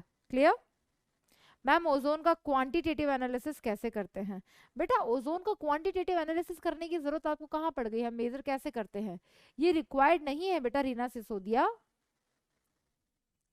मैम आप मेरे डाउट्स को एक भी दिन नहीं देखते, चलो ठीक है देख लेते हैं। डाउट O2 प्लेटिनम F6 का IUPAC नेम, बेटा आपने खुद ने लिख दिया है, मैं आपको बता देती हूँ। इनका डाउट है O2 PT F6। बेटा कोऑर्डिनेशन केमिस्ट्री किसने पढ़ाया था? बोलो किसने पढ़ाया था? मैंने पढ़ाया था। फिर नाम में क्या दिक्कत है? Simple cation, complex anion, oxygen, hexa, fluoro, platinate, bracket में oxidation state. Clear? Doubt ma'am एनो गैस तो न्यूट्रल होती है, पर ब्राउन रिंग टेस्ट में उसके ऊपर +1 ऑक्सीडेशन स्टेट आया। बेटा वहां पर जो ब्राउन रिंग टेस्ट है, अच्छा डाउट था आपका, ब्राउन रिंग टेस्ट में जो ब्राउन रिंग कॉम्प्लेक्स होता है, ब्राउन रिंग कॉम्प्लेक्स होता है, तो हमारा जब ये एनो होता है, ये किसकी तरह काम करता है? लीगेंड की तरह। किसकी तरह काम करता है बेटा? लीगेंड की तरह। और इसकी जो एक्चुअल स्ट्रक्चर होती है वो दो फॉर्म में एग्जिस्ट करती है। इतना डिटेल में हमारे काम का नहीं, बट बता दूं तो एनो की दो फॉर्म एग्जिस्ट करती है, +1 फॉर्म में भी लीनियर और बेंट फॉर्म, +3 फॉर्म में भी। तो ब्राउन रिंग कॉम्प्लेक्स में जो एनो प्रेजेंट है एज अ लीगेंड, वहां पर उसकी ऑक्सीडेशन स्टेट +1 होती है। लीगेंड की बात हो रही है बेटा। ठीक है, डाउट आपका एकदम सही है कि मैम वो तो न्यूट्रल गैस है, लेकिन वो न्यूट्रल एसिडिक, बेसिक और न्यूट्रल वाला है। यहाँ पर चार्ज किस बेसिस पर आया?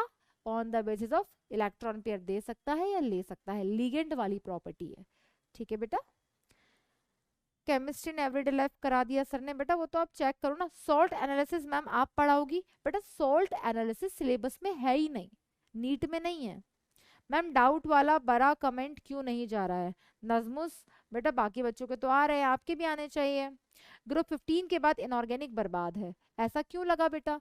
ग्रुप 15 भी इतनी इंपॉर्टेंट है, ग्रुप 16 भी और ग्रुप 17 भी। क्लियर? तो जैसे ग्रुप 16 कंप्लीट हुआ है, ग्रुप 17 भी वैसे ही करेंगे। आपको जहां प्रॉब्लम आ रही है, मैंने आपको बोला हुआ है बच्चों, मैंने आपको क्लियर बोला, आपको जहां प्रॉब्लम आ रही है आप बोलो, हम उस अकॉर्डिंग पढ़ेंगे। ठीक है, आपके डाउट्स क्लियर होने चाहिए। मैम फर्स्ट पेज में डाउट लिखे थे एंड बोले थे कि लास्ट में बताएंगे, एंड आप आज भूल गई। यस बेटा लिखे थे, आज कवर कर रही हूँ, ये 2 दिन पहले के डाउट्स हैं। मैम को इतना केमिस्ट्री पढ़ाने का मन है कि मैम इनऑर्गेनिक के साथ ऑर्गेनिक एंड फिजिकल दोनों पढ़ा देती है। कौशल आनंद, बात तो एकदम सही है, मुझे तीनों में इंटरेस्ट है, फिजिकल में भी मुझे बहुत मजा आता है। ये मैनेजमेंट वालों ने क्या कर रखा है, मन चाहे तब लेक्चर शेड्यूल कर देते हैं। स्टार्टिंग में बैच अच्छा चल रहा था, अब क्लास की कोई टाइमिंग नहीं है, पूरी बैच की ऐसे। बेटा टाइम 4:30 का ही है, लेकिन जिस दिन लाइव लेक्चर होता है किसी टीचर का, तब ये प्रॉब्लम आपको फेस करनी पड़ती है। तो कभी केमिस्ट्री का दिन, तो मैम आप ही कुछ कर सकती हैं। आप बताइए बेटा, आप जब बोलोगे कल से लेक्चर उसी टाइम पे आएगा। Ma'am what is reducing order of group 15, 16, 17 down the group, decrease होता है या इंक्रीज? बेटा रिड्यूसिंग ऑर्डर ऑफ क्या? ग्रुप 15, 16, 17 क्या? हाइड्राइड्स, ऑक्साइड्स, हेलाइड्स, किसकी बात कर रहे हो? क्वेश्चन कंप्लीट करो बेटा, क्योंकि सबका रिड्यूसिंग नेचर अलग अलग तरीके से डिफाइन होता है। चलो, अल्फा SO3 मोस्ट स्टेबल होगा एंड क्रॉस लिंक ऑब्वियस है, अगर क्रॉस में हुआ तो ज्यादा स्टेबल होगा ही। यस मैम सल्फास ज्यादा पॉइजनस होगा ना तब, क्योंकि वो हाईली सॉल्युबल होता है। यस बेटा पायल। फाइनली सल्फर SO3 की स्ट्रक्चर में कितने इलेक्ट्रॉन से सराउंडेड होता है? 8। मैम आप ही सॉल्ट एनालिसिस वाले चैप्टर कराओगे ना? बेटा अबू रहमान, सॉल्ट एनालिसिस आपके सिलेबस में नहीं है नीट में। Ma'am acidic strength of oxo acids of phosphorus आज के नोट्स में है, अगर आज की क्लास हो गई तो डाउट्स के बाद आज के नोट्स में है। Ma'am Y minimum oxidation state, but काफी बच्चे पूछ रहे हैं तो बता ही देती हूँ। एसिडिक स्ट्रेंथ ऑफ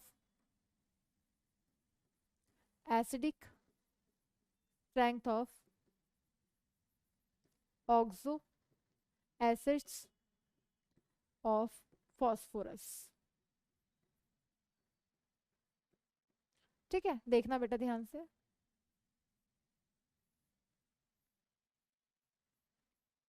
तो हमारे पास क्या क्या होते हैं?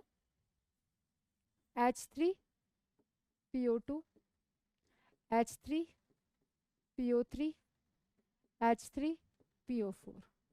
पहले ही बता दूं ये इंपॉर्टेंट नोट है, not define on the basis of oxidation state, ये ध्यान रखना। ठीक है, क्योंकि ऑक्सीडेशन स्टेट अब चाहे तो कैलकुलेट कर लो, सबसे ज्यादा इसी की आती है +5 एंड +4 एंड देन +1 या +2 जो भी। अब इस केस में क्या होता है बेटा, स्ट्रक्चर देखो एक बार ध्यान से, P double bond O, OH H H, यहाँ पर P double bond O, OH OH H, और यहाँ पर P double bond O, OH OH OH। अब इन ऑक्सो एसिड्स को एक बार ध्यान से देखो, क्या होता है एसिडिक नेचर? जो H+ दे दे, ट्रांसफरेबल H+ आयन जो इजीली H+ दे दे। अब इसके पास एक H+ है, ये दोनों तो दे ही नहीं सकता। इसके पास 2 H+ है और इसके पास 3 H+ है। तो इन एक्चुअल होता क्या है, ये जो फॉस्फोरस होता है इसके पास वेकेंट d ऑर्बिटल अवेलेबल होते हैं और इस ऑक्सीजन के पास लोन पेयर अवेलेबल होते हैं। ये यहाँ पर बैक बॉन्डिंग करने की पॉसिबिलिटी रखता है, तो यहां से तुरंत ये एक H+ दे देगा, क्योंकि ये वाला जो एसिड है एक ही H+ दे सकता है। तो यहाँ पर H+ देने की जो टेंडेंसी है, जो एफिशिएंसी है, वो 100% है कि यही H+ देगा और ये तुरंत दे देगा। वहीं पे यहां पर आकर क्या होता है, यहां पर ये एसिड जो है H+ ये भी दे सकता है, H+ ये भी दे सकता है, तो दो प्रेजेंट है, तो ये सोचता है ये दे देगा, ये सोचता है ये दे देगा, तो जो टेंडेंसी होती है H+ देने की, जो एफिशिएंसी होती है H+ देने की, वो 50% हो जाती है। तो यहाँ पे 100% टेंडेंसी H+ देने की, यहाँ पे H+ देने की टेंडेंसी 50%, और यहाँ पर H+ देने की टेंडेंसी और कम हो जाती है 33% अप्रोक्सीमेटली। क्यों? क्योंकि 3 H+ प्रेजेंट है, 3 ऑक्सीजन प्रेजेंट है, जो बैक बॉन्डिंग करेगा वो तुरंत H+ दे देगा, अपनी इलेक्ट्रॉन पेयर देकर निकल जाएगा। तो इस केस में यहाँ पर इसके इस नेचर की वजह से इधर H+ टेंडेंसी देने की टेंडेंसी 100% है, यहाँ पर 50% हो गई, ये सोचेगा ये दे देगा, ये सोचेगा ये दे देगा, और यहाँ पर 33% हो गई। तो जब H+ देने की टेंडेंसी कम होती चली जा रही है तो एसिडिक नेचर कम होता चला जा रहा है। इसीलिए ये बहुत बहुत इंपॉर्टेंट है कि एसिडिक नेचर जो है ऑक्सो एसिड्स ऑफ फास्फोरस का ये होता है, और ये बहुत इंपॉर्टेंट है बेटा, क्योंकि इसका कंपैरिजन और किसी से भी नहीं है। किसी के भी ऑक्सो एसिड डिस्कस कर लो, हाइड्राइड डिस्कस कर लो, जो कंपाउंड डिस्कस करना है कर लो, सब जगह acidic strength on the basis of oxidation state या इलेक्ट्रोनेगेटिविटी के बेसिस पर दी गई है। मैम यहाँ पर ऐसा क्यों किया गया? क्योंकि यहाँ पर ये फैक्टर डोमिनेंट था। क्लियर? इसलिए यहाँ पर इस तरीके से डिफाइन किया गया है। तो ये समझ आ गया होगा। एंगुलर स्ट्रेन क्या होता है बेटा? कोई भी दो बॉन्ड होते हैं, दो बॉन्ड होते हैं, उन बॉन्ड के बीच में जो आपस में रिपल्जन होता है, बॉन्ड पेयर भाई, phosphorus phosphorus phosphorus phosphorus phosphorus के बीच में जो बॉन्ड बना उधर 2 इलेक्ट्रॉन है, फॉस्फोरस फॉस्फोरस के बीच में जो बॉन्ड बना उधर 2 इलेक्ट्रॉन है। तो बॉन्ड पेयर जो आपस में रिपल्जन करते हैं उसे कहते हैं angular strain. Clear? Torsional strain, ये सब आपने ऑर्गेनिक में पढ़ा होगा बेटा। Thank you so much for the awesome lecture. Thank you Anjali. Ma'am सुनने में आया है आपकी डुप्लीकेट है कोई, दीपिका पादुकोण नाम की लड़की, आपके जैसी लगती है, उनका नाम डॉली रख दें, नाराज होंगी क्या? कप्पा भैया, ये कप्पा भैया अब अच्छे अच्छे कमेंट्स कर रहे हैं, देख लो बेटा, ऐसा कुछ भी नहीं है। काफी लोग मुझे कॉम्प्लीमेंट्स देते हैं ये वाला, just because of my dimples. अच्छा भी लगता है क्योंकि मुझे भी वो पसंद है, लेकिन ऐसे मत बोलो। मैम सल्फर डाइऑक्साइड का रिएक्शन में ऑक्सीडेटिंग एजेंट एंड रिड्यूसिंग एजेंट लिखे, समझ नहीं आया, एक बार और समझा दीजिए बेटा। अब देखो यहाँ पे मेरे पास नोट्स नहीं है ना, अब आप चाहते हो कि मैं नोट्स खोल के देखूं फिर आपको बताऊं क्या समझ नहीं आया। देखो बेटा, सल्फर डाइऑक्साइड मैं आपको बता देती हूँ। सल्फर डाइऑक्साइड जो है बेटा SO2, SO2 में सल्फर की ऑक्सीडेशन स्टेट है +4। अब इसकी जो ऑक्सीडेशन स्टेट की रेंज है, इसकी जो ऑक्सीडेशन स्टेट की रेंज है वो कहां से कहां तक है? तो मिनिमम ऑक्सीडेशन स्टेट कितनी? माइनस को मल्टीप्लाई कर दिया वैलेंसी से और प्लस को मल्टीप्लाई कर दिया वैलेंस इलेक्ट्रॉन, तो इसके वैलेंस इलेक्ट्रॉन कितने होते हैं? 6। तो ये इससे इसके बीच की ऑक्सीडेशन स्टेट रख सकती है। अगर इसकी ऑक्सीडेशन स्टेट +4 है, दैट मीन्स ये फर्दर ऑक्सीडाइज भी हो सकता है और ये फर्दर रिड्यूस भी हो सकता है। Clear? It's a compliment for you. आप हो तो मुश्किलें आसान लगती, आप नहीं तो आसान भी मुश्किल लगने लगता है। I want to meet you ma'am. Then हम ज़रूर मिलेंगे। आप पढ़ो अच्छे से, और कभी पाठशाला विजिट हुआ तो भी हमारा मिलना होगा। अच्छे से पढ़ो, मेहनत करो, सिलेक्शन होगा, मैं पक्का मिलूंगी। तो मैं पता जितने एक्साइटेड तुम रहते हो हमसे मिलने के लिए, उतने हम भी रहते हैं कि हम इन्हें पढ़ाते हैं। ठीक है बच्चे? मैम डाउट, नाइट्रोजन फैमिली की इलेक्ट्रॉन की एंथैल्पी बता दिया। मैम अगर हो सके तो अंतिम में कंप्लीट होने के बाद एक डाउट क्लास रख लीजिएगा जिसमें पुराने चैप्टर्स के भी डाउट पूछ सके। ठीक है बेटा, रख लेंगे। मैम केमिकल प्रॉपर्टीज वाली क्लास में समझ नहीं आया, कैसे याद करो? बाकी सब प्रिपेयर हो जाता है, कुछ एडवाइस कर दीजिए। Akanksha, chemical properties is all about reactivity, कि वो रिएक्ट कैसे कर रहा है। तो रिएक्ट कैसे करेगा? वो रिएक्ट करता है on the basis of their valency. बच्चों बहुत गर्मी लग रही है, मैं एक बार गेट ओपन कर देती हूँ। ठीक है, on the basis of valency. Next बेटा, ऐसा लग रहा है जैसे जादू हो गया हो मेरे साथ में, क्लास में ही याद हो रहा है सब कुछ। Thank you so much for your positivity, motivates me a lot and I am glad that you are my teacher. Thank you Sabeem A M बच्चे, थैंक यू मैम। आपसे पढ़ने में मज़ा आता है मैम, आपके टीचर का बेस्ट मेथड है। मेरे टीचर ने आपको वीडियो देखे, आप बेस्ट पढ़ाते हैं organic. Thanks ma'am, thank you Raman. आप लोगों ने ऑर्गेनिक अच्छा एक्सेलरेट बैच जकास, थैंक यू बच्चों, thank you Firoz Ahmad. That's a best compliment for me, super Kohinoor of inorganic chemistry. पता है बच्चों, आपके इन कमेंट से, आपके इन कॉम्प्लीमेंट से सारी चीजें, मतलब सारी चीजें जो भी नेगेटिविटी होती है ना, वो सब पॉजिटिव हो जाती है। नेक्स्ट बेटा, मैम प्लीज नोट सेंड कीजिए। पहले ही बोल चुकी हूँ, जो क्लास है वही हमारे नोट्स हैं, उनको पीडीएफ फॉर्म में पढ़िए बेटा। सिलेक्शन हमेशा नहीं होती, प्लीज सॉफ्ट लोगों की सिलेक्शन हमेशा नहीं होती, ऐसा कुछ नहीं होता। प्लीज कोई मुझे हाइड्रोजन एंड पीएनबी की हैंड रिटन नोट सेंड कर दीजिए। इतने अच्छे नोट्स दिए हैं बेटा, हाइड्रोजन के, पी ब्लॉक के, एस ब्लॉक के, वही नोट्स हैं, उनको पढ़ो नालायकों। अल्फा SO3 जो क्रॉस लिंक फॉर्म करता है। Thank you thank you thank you thank you thank you ma'am. P block का लेक्चर नंबर 10 हो चुका है और बस DPP4 आई है सॉल्व करने के लिए। मैम इतने क्वेश्चंस करने से टेस्ट तक कॉन्फिडेंस नहीं आता मुझे। राहुल मैं करवाऊंगी क्लास में, ठीक है DPP। चलो नेक्स्ट, कौशल आनंद के डाउट क्लियर। गुलशन, थोड़ी सी रिएक्शन में प्रॉब्लम हो रही है, बाकी सारे ऑल सेट।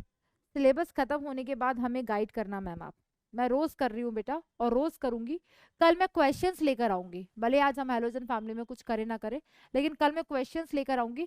क्योंकि बेटा पता क्या हो रहा है, आपके पास नोट्स है, आप पढ़ भी रहे हो, लेकिन हो सकता है फिर भी कोई ऐसा पॉइंट रह जाए जिसको, जो आपको लगे यार ये कैसे लिखा, ये नहीं समझ आया, तो वो भी आपका क्वेश्चन से क्लियर हो जाएगा। तो हम क्वेश्चन प्रैक्टिस करेंगे, उस क्वेश्चन प्रैक्टिस में हम आपके वो डाउट्स भी क्लियर कर देंगे। ठीक है बेटा, तो आप अप्रोच करना भी सीख जाओगे, रिएक्शंस भी याद हो जाएंगी क्वेश्चन प्रैक्टिस से। लॉजिकली पढ़ने में बहुत मजा आता है। थैंक यू मैम, हमारे inorganic queen, thank you Saumyadeep साहब। ठीक है Manju Patel, ma'am why gamma SO3 is least stable? बेटा on the basis of their structure, on the basis of their structure. Selection I don't like, I avoid, but selection likes me, I can't avoid. Pradeep, dialogue नहीं, एकदम धुआंधार lecture ma'am, thank you बच्चों। Clear clear clear. Van der Waals forces mass पे depend करता है, yes बेटा, molecular mass बढ़ता चला जाता है साइज के बढ़ने से, तो उस पर डिपेंड करता है। मैम वंडरवल फोर्सेस इंक्रीज कैसे हो सकता है जब रेडियस डिक्रीज होता है डाउन द ग्रुप? बेटा down the group radius decrease होता है, पिटाई हो जाएगी, ठीक है ना। किशोले पाल, डाउन द ग्रुप जाने पर साइज डिक्रीज होता है? किसने पढ़ाया तुम्हें इनऑर्गेनिक? हाँ, मेरा नाम मत लेना। Thank you Akash, thank you Akash, all crystal clear, thank you lovely, thank you बच्चों, thank you thank you thank you. Ma'am trioxide बनाने में इनर्ट पेयर इफेक्ट क्यों नहीं लगा? +6 oxidation state of higher element is less stable, please explain. बेटा group 13 14 15 तक सबसे ज्यादा इफेक्ट ऑब्जर्व होते हैं इनर्ट पेयर इफेक्ट के। क्यों? क्योंकि उससे जस्ट पहले DNF ब्लॉक एलिमेंट थे। इस तरफ जाते जाते 13 टू 18th ग्रुप की तरफ जाते जाते इनर्ट पेयर इफेक्ट भी डिक्रीज होता चला जाता है। तो इनर्ट पेयर इफेक्ट मेनली हमें कहाँ ऑब्जर्व होता है? ग्रुप 13 से लेकर 15 तक, 16 में थोड़ा थोड़ा दिखाई देता है। थैंक यू बच्चों, चलो चलो चलो, थैंक यू मैम। एक डाउट है, आपने बोला था कल की क्लास में सल्फर में d ऑर्बिटल होता है लेकिन इलेक्ट्रॉन नहीं भरे जाते, तो फिर सल्फर कैसे ट्राइऑक्साइड बनाएगा? रूपाली, मैंने ये कहा था, मैं समझ गई तुम्हारा डाउट। मैंने कहा था oxygen, sulphur, selenium, tellurium, polonium, जो भी थे ऑक्सीजन फैमिली के मेंबर्स, तो सल्फर जो है वो थर्ड पीरियड से बिलोंग करता है। तो थर्ड पीरियड में s ऑर्बिटल भी होते हैं, p ऑर्बिटल भी होते हैं और d ऑर्बिटल भी होते हैं, लेकिन सल्फर का एटॉमिक नंबर क्या होता है? 16। उसके अकॉर्डिंग जब हम इलेक्ट्रॉन भरना शुरू करते हैं तो d ऑर्बिटल आता ही नहीं है, d तक पहुंचने की जरूरत ही नहीं पड़ती। 1s2 2s2 2p6, next 3s2 3p4, हमारे इलेक्ट्रॉन्स कंप्लीट हो गए। तो हमें डी ऑर्बिटल तक जाने की जरूरत नहीं पड़ती। तो वहां मैंने बोला था जब मैं इलेक्ट्रॉनिक कॉन्फ़िगरेशन लिखवा रही थी कि हमें डी ऑर्बिटल में इलेक्ट्रॉन्स भरने ही नहीं पड़ते, लेकिन उनके पास डी ऑर्बिटल्स होते जरूर हैं। ठीक है, चलो शुक्रिया शुक्रिया आशिया खातून बेटा। नाइट्रोजन फैमिली के हाइड्राइड्स का acidic strength why decreases down the group? Because electronegativity decreases. Acidic strength is directly proportional to electronegativity. जितना ज्यादा इलेक्ट्रोनेगेटिविटी होगा सेंट्रल एटम का, उतना हाइड्रोजन जितना ज्यादा इलेक्ट्रोनेगेटिव एटम से अटैच होगा उतना इजीली H+ देगा। क्लियर?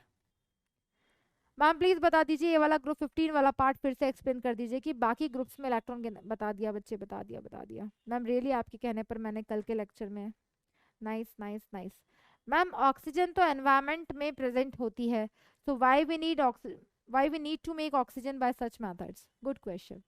बट ऐसे तो CO2 गैस भी एटमॉस्फेयर में आ ही जाती है, हम जो प्रोड्यूस करते हैं। ठीक है, बट इसका मतलब ये नहीं है ना कि और मेथड से उसको नहीं बनाया जा सकता।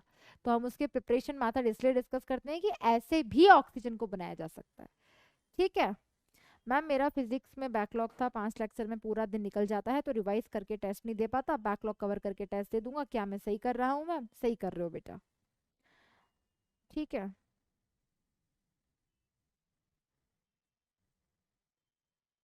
थैंक यू स्मृति वर्मा।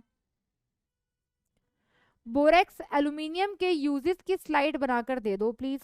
पढ़ तो लिया बट आपकी तरह नोट्स नहीं कर पा रहे हैं बेटा। लिख लो यार, लिख लो बोरेक्स के और एल्यूमिनियम के कंपाउंड्स के यूजेस तो लिख लो बेटा। यूजेस यूजेस में सबके होमवर्क दे रही हूँ। ठीक है, फिर भी नहीं लिखना तो लास्ट क्लास में करवा दूंगी। Thank you Richa, thank you संस्कृति शर्मा। 10 लेक्चर सिर्फ 4 DPP, बिल्कुल नाइंसाफी है, मैं बात करती हूँ। बहुत अच्छी, you are the best chemistry, इंशाल्लाह हम नीट जरूर क्रैक करेंगे। जरूर Aman Khan, my blessings are with you. चलो मैम DPP टीचर को बोलिए रेगुलर DPP प्रोवाइड करेंगे। ठीक है, बोलते हैं मुख्तर मोहम्मद जी, करते हैं बात। Thank you Aman. I think ये कुछ दिनों से क्या हो रहा है, कमेंट सबमिट नहीं हो रहे हैं, डिलीट हो रहे हैं। बात करते हैं बेटा। चलो बेटा, हमारे डाउट्स क्लियर हो चुके हैं। ये कौन सा दिन था? ग्रुप 16 का, यस ये था हमारा 15 अप्रैल वाला लेक्चर। ठीक है, 16 17 लेक्चर नहीं गया, 18 के जो डाउट्स हैं वो ले लेते हैं। ठीक है, 18 को जल्दी से। Yes second first, good evening good evening ma'am. 4 दिन हो गया DPP नहीं देते हुए, इसलिए कैसे चलेगा? बात करते हैं मैम। वो तीनों न्यूट्रल ऑक्साइड भी दे रखे हैं और ऑप्शन ए में ऑल ऑफ दीज भी है, 1 2 3 दे रखे हैं। तो फिर वाटर को किस में कंसीडर करेंगे, एम्फोटेरिक में या न्यूट्रल? न्यूट्रल में, क्योंकि वो तीनों दे रखे हैं, H2O NO और fourth option all of these है, तो all of these will be the correct answer. Clear Amrat? DPP वाली बात हम डिस्कस करते हैं। ऐसे में ऑल ऑफ दीज मार्क करेंगे क्योंकि वाटर तीनों के साथ। वेरी गुड आशिया खातून, एक बच्चे का उसने आंसर किया। पहले मुझे oxo acids of oxidation number find करने में दिक्कत आती थी, फिर आई डॉली मैम, दिक्कत खत्म। इसलिए ऑक्सो एसिड्स का ऑक्सीडेशन नंबर फाइंड करना सीखना हो तो डॉली मैम की क्लास को अटेंड करें। PW का नंबर 1 तोहफा। Thank you so much ma'am, thank you बेटा, थैंक यू मैम। सारे क्वेश्चन सही थे मेरे। आज पहली बार इनऑर्गेनिक में कॉन्फिडेंस आया है, आया ना? तो भरत शुक्ला, कॉन्फिडेंस आएगा जब आप रेगुलर बेसिस पे रिवाइज करोगे और एक भी टेस्ट मिस नहीं करोगे। तुम लोगों को समझाया, तुमने टेस्ट मिस नहीं किया, रिजल्ट तुम्हारे सामने है। ठीक है बच्चे, नाइस लेक्चर, ब्रेन में सेट। शुक्रिया मैम, शुक्रिया Khatoon ji, thank you ma'am. वो your voice just my energy, thank you Smriti. Siddharth ma'am, test में फिजिकल के न्यू चैप्टर ऐड करवा दीजिए प्लीज, बार बार यही चैप्टर आ रहे हैं। आई थिंक ऐड हो गए थे। ठीक है, चैप्टर चेंज करने के लिए भी बोल देंगे। मैम प्लीज साउंड एम्पलीफाई करवा लीजिए। मे बी उस दिन साउंड कम होगी बेटा, लेकिन आज तो साउंड एकदम करेक्ट है। मैम एक बार मोनो बेसिक डाई बेसिक बता दीजिए बेटा। मोनो बेसिक मतलब किसी एसिड का एन फैक्टर अगर 1 है तो उसे मोनो बेसिक कहते हैं, और डाई बेसिक अगर किसी का एन फैक्टर 2 है, यानी कि वो 2 H+ ट्रांसफर कर सकता है। मैम 7 नंबर क्वेश्चन में BIST तो स्टेबल होगा, क्योंकि लोअर ऑक्सीडेशन स्टेट में एलिमेंट तभी होगा जब डाउन द ग्रुप स्टेबिलिटी बढ़ती है लोअर ऑक्सीडेशन स्टेट की। बिल्कुल बेटा करेक्ट है आपका कंसेप्ट। बिल्कुल बेटा उसको करेक्शन कर लेना Himanshu, low temperature high pressure, बिल्कुल आप उसे करेक्ट कर सकते हो।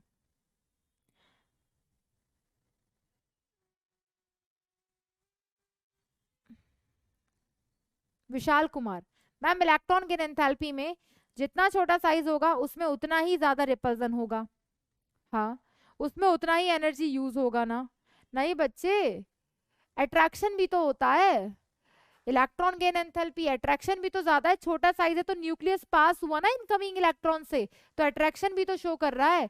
वो बात अलग है कि अगर इलेक्ट्रॉन ज्यादा है तो रिपल्जन होगा, बिल्कुल होगा, लेकिन अगर रिपल्जन नहीं होगा तो रिलीज के चांसेस भी तो ज्यादा होते हैं। रोम्बिक सल्फर ट्राइक्लिनिक सल्फर क्या होते हैं, करा दिया बेटा आज। ट्राइक्लिनिक नहीं, मोनोक्लिनिक। मैम कांटेक्ट प्रोसेस में टेम्परेचर में मिस्टेक है। पवन एक बार नोट्स चेक करना बेटा, मेंशन करना, मैं करेक्शन करवा देती हूँ। सल्फ्यूरिक एसिड की मैन्युफैक्चरिंग में 700 के लो टेम्परेचर कैसे, प्रिंटिंग मिस्टेक, बिल्कुल बेटा करेक्शन किया जाएगा उसे, मैं नोट्स में करेक्शन करवाती हूँ। मैम फिजिकल केमिस्ट्री के 3 चैप्टर कितने टेस्ट में आएंगे, और भी चैप्टर थर्मल, बेटा ये डिसाइड होगा और अपडेट हो जाएगा, मैं बात कर लूंगी। जिन चैप्टर का रिवीजन हो रहा है उन्हीं का टेस्ट आपका होगा, ठीक है। Thank you so much ma'am, followed your notes properly and revise P block from the day 1 seems so easy now, thanks a lot ma'am, thanks Navneet. बस ऐसे ही पढ़ो बेटा, मैम अभी फॉस्फीन भी रहता है, करा दिया बेटा आज। Thank you thank you thank you thank you. Ma'am please एक बार ऑक्सो एसिड का ऑर्डर भी बता दो, आज बता दिया बेटा। मैम ऐसे ही थ्योरी वाले क्वेश्चन और कराइएगा प्लीज, इससे कंसेप्ट और क्लियर हो जाता है। Thank you so much ma'am, inorganic queen और डॉली मैम। बिल्कुल बेटा, क्वेश्चन प्रैक्टिस मैंने कहा ना 2 दिन के गैप में करेंगे।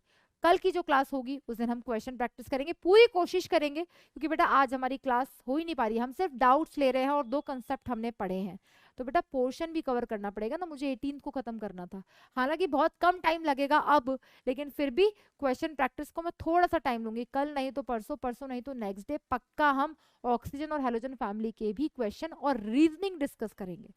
क्योंकि रीजनिंग से क्या होता है बेटा, कोई कंसेप्ट अगर पढ़ते टाइम वीक रह गया हो तो वो अब क्लियर हो जाएगा। तो बेटा जो क्वेश्चंस मैं क्लास में करवा रही हूँ वो भी उतने ही इंपॉर्टेंट हैं जितने क्लास नोट्स। तो अगर आप पूछोगे कि वो क्लास नोट्स लिखने हैं, बिल्कुल लिखने हैं बेटा, छोड़ भी मत देना, ठीक है।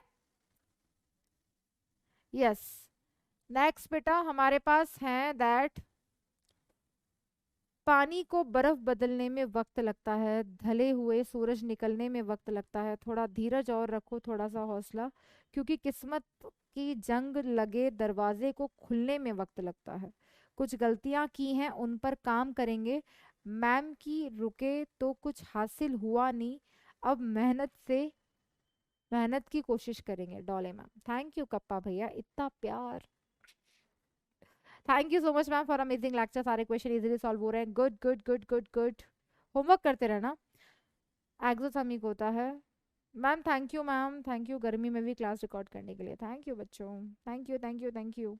मैम एक डाउट है, आपने क्वेश्चन नंबर 7 में बताया था BIST is a strong reducing agent, down the group oxidation state की स्टेबिलिटी डिक्रीज होती है, तो वो खुद का रिड्यूसिंग करेगा, मतलब that's behave as a strong oxidising agent, please explain. बिल्कुल बेटा मैं इस क्वेश्चन पे नजर डालूंगी और आपको कंसेप्ट एक्सप्लेन करूंगी, क्वेश्चन नंबर 7 जो हमने क्लास में डिस्कस किया था, ठीक है। मैं क्वेश्चन देखूंगी बेटा एक बार proper proper. Thank you, phosphine करा दिया, ठीक है ठीक है ठीक है, वीडियो साउंड भी बढ़वा देंगे, बहुत बढ़िया चल रहा है मैम, प्लीज कुछ करें, 11th लेक्चर ओनली, बेटा मैं बात करती हूँ इस बारे में। मैम डाउट, आपने तो H2SO4 बनाया नहीं, H2 बेटा H2SO4 की फर्दर रिएक्शन हीट करने पर ओलियम, ओलियम से ही हम ऑब्टेन करते हैं ज्यादा अमाउंट में H2SO4, ठीक है। तो आप ये मत समझना कि आपको ऐसा लग रहा होगा मैम इसमें H2SO4 यूज किया, ओलियम जो होता है उसी से ऑब्टेन होता है, उसी का तो ऑक्सो एसिड है। क्या किया था याद करना जरा, 2 H2SO4 में से क्या निकाला था, पानी निकाला था, क्या बना था, ओलियम बना था ना, तो उसी को डिसोसिएट करेंगे तो H2SO4 बन जाएगा हाइड्रोलिसिस कराने पर। आज फॉस्फीन भी करा दिया बेटा, बिल्कुल बेटा क्वेश्चन राउंड होगा।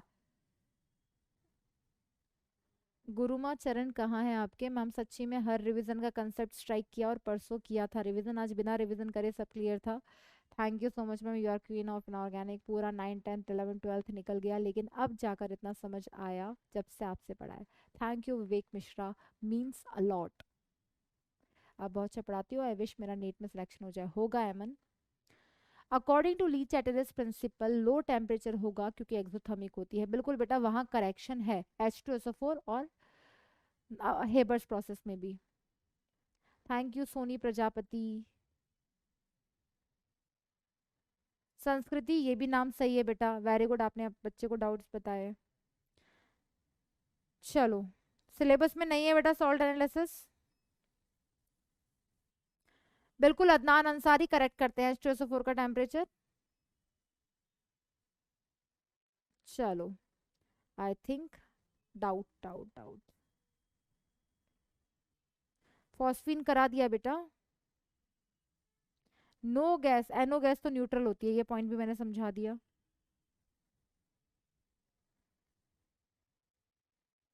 मैम एक बार फिजिकल केमिस्ट्री का भी रिवीजन एमआर सर की तरह करा दीजिए मैम, और अमित महाजन सर से कह दीजिए। बेटा मैं कैसे कह दूं? Thank you Firoz Ahmed. चलो, हमारे इस दिन के भी डाउट कंप्लीट हो गए, हाइलाइट्स ऑफ ग्रुप 16। ठीक है, हाँ, हमारे डाउट बच रहे हैं कल की क्लास के। ठीक है, बता देते मैम, इनऑर्गेनिक में आपके नोट्स डीपीपी पीफाईक्यू इनफ है? बिल्कुल इनफ है बेटा। Thank you Firoz Ahmed, super Kohinoor of chemistry का क्रेडिट देने के लिए। Doubt, Ashraf Saif ma'am, which type of structure is chain cross link to layer and how it leads to stability of SO3? हाँ बेटा, 3 फॉर्म हमने डिस्कस की थी, अल्फा बीटा एंड गामा। ठीक है, डाउट क्या है बेटा? बीटा होती है बेटा क्रॉस लिंक्ड।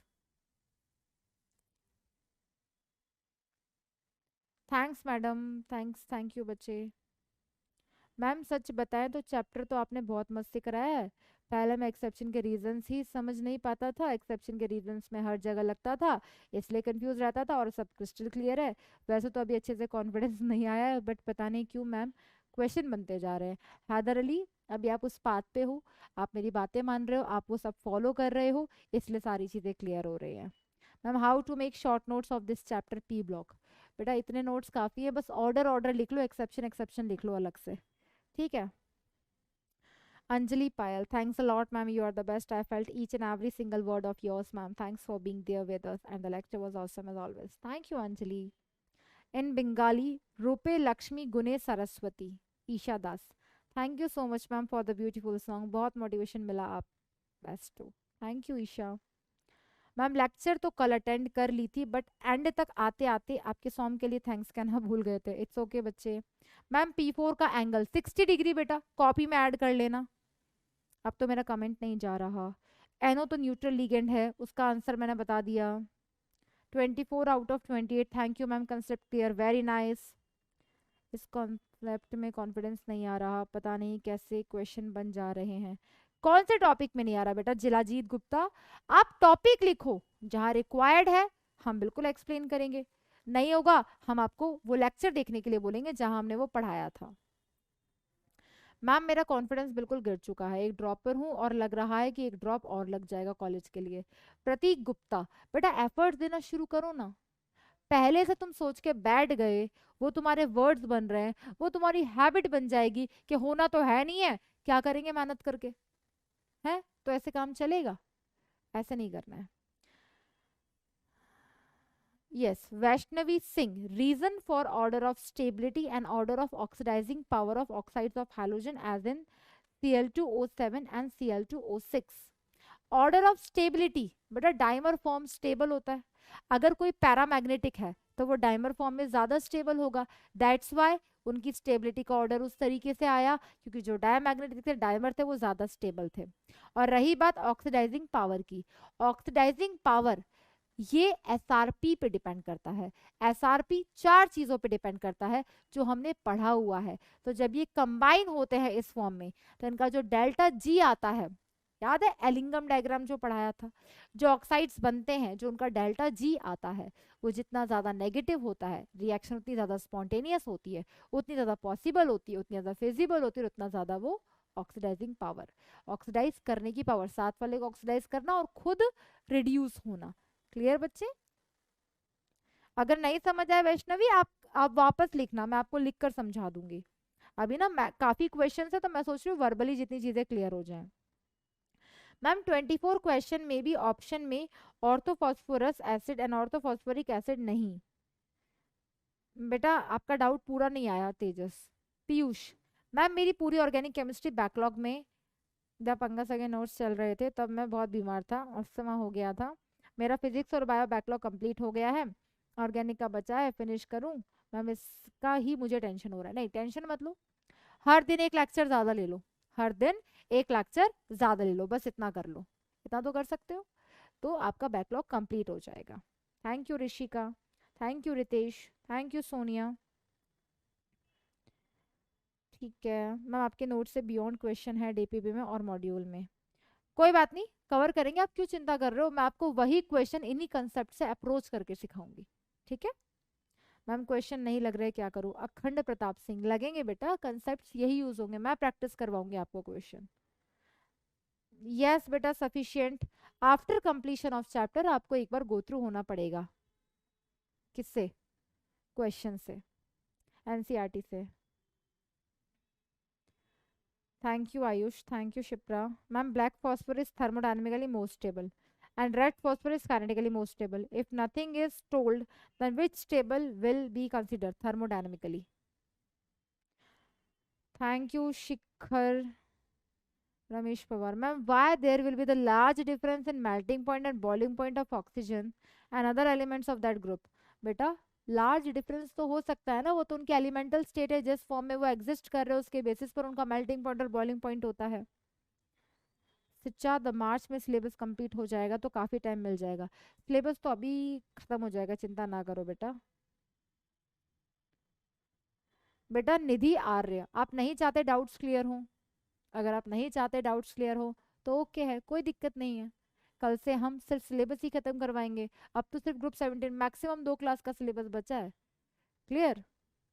मैम 18 अप्रैल में कोर्स कंप्लीट करना था लेकिन अभी नहीं हुआ है, इतना लेक्चर क्यों बना रही हो जहांगीर? क्योंकि बेटा मुझे अपने बच्चों के डाउट्स क्लियर करने हैं। Awesome lecture, thank you ma'am. Bromine thermally stable है, so why it exist at low temperature. बेटा क्योंकि ये लिक्विड फॉर्म में एग्जिस्ट करता है। ऑर्गेनिक लवर, कॉन्टैक्ट प्रोसेस को कंप्लीट कर देंगे बेटा। Ma'am in this chapter please tell how to make short note on reaction. जहां मैंने रिएक्शन को इंपॉर्टेंट बोला है, उसको हाईलाइट किया है, स्टार बनाया है, उसको आपको नोट करना है बेटा कॉपी में।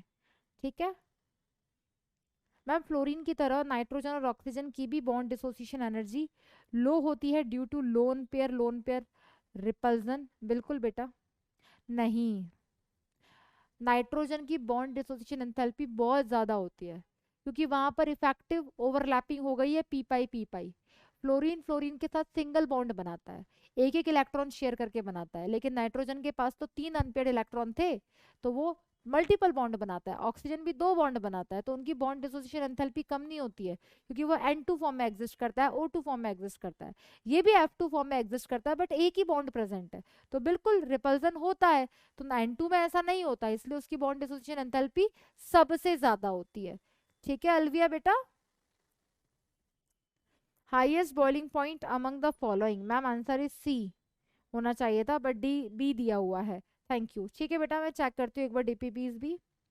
मैम लास्ट स्लाइड में क्लोरीन के ऑक्साइड वाले में ऑक्सीडाइजिंग पावर तो हायर ऑक्सीडेशन स्टेट वाले का की ना होनी चाहिए, कम वाले की क्यों? प्लीज एक्सप्लेन मैम, समझा दीजिए, एक बार चेक करते हैं बेटा, क्योंकि ऑक्सीडाइजिंग पे 2 बच्चों ने डाउट पूछे हैं। Thank you Danish. Oxy acids of chlorine की ऑर्डर ऑफ ऑक्सीडाइजिंग पावर समझ नहीं आ रहा, अभी तो पढ़ा ही नहीं, ऑक्सी एसिड्स तो हम आज पढ़ेंगे, HOCl HClO2। Ma'am for hydration vacant orbital होना चाहिए या फिर वेकेंट डी ऑर्बिटल, अगर ऐसा है तो AlCl3 क्यों रिएक्ट करता है वाटर के साथ? नहीं बेटा, वेकेंट ऑर्बिटल होना चाहिए, पी भी चलेगा। Thank you so much ma'am chemistry queen. Ma'am इस चैप्टर को लेके एक ही प्रॉब्लम है, शॉर्ट नोट्स में इतना सारा रिएक्शंस कैसे इंक्लूड करें, जो सिर्फ इंपॉर्टेंट बोला है बेटा सिर्फ उन्हीं को इंक्लूड करो, ठीक है। सब टेस्ट लॉक हो गए हो, माशाल्लाह आपकी voice, thank you Sahiba. Order of oxidising power of oxo acids of chlorine wrong है, अभी तो पढ़ेंगे बेटा, HClO4 HClO2 वो ऑक्सो एसिड्स है, वो तो ऑक्साइड्स है। Thank you so much ma'am for motivating us, superb lecture, thank you बेटा, थैंक यू। हाइड्राइड का बॉन्ड एंगल वाले क्वेश्चन में डाउन द ग्रुप लोन पे बॉन्ड पे रिपल्सन बढ़ता है, तो बॉन्ड एंगल बढ़ना चाहिए मैम, प्लीज बताइए बेटा। रिपल्सन तो बॉन्ड एंगल को कम करेगा ना, बॉन्ड एंगल को कम करेगा ना। अगर ऊपर दो लोग झगड़ रहे हैं तो नीचे वालों का बॉन्ड एंगल तो कम हो रहा है ना, वो आपस में रिपेल कर रहे हैं। ओके साक्षी, यस सर ना बोलो एक बात। अपडेट के बाद टेस्ट ओपन, मैम मेरा टेस्ट नीट रैंक का टेस्ट सीरीज कहाँ मिलेगी, पूछ के बताऊंगी बेटा बिल्कुल। Thank you thank you PPP bond angle तो 120 डिग्री होना चाहिए बेटा, 60 डिग्री होता है P4 में।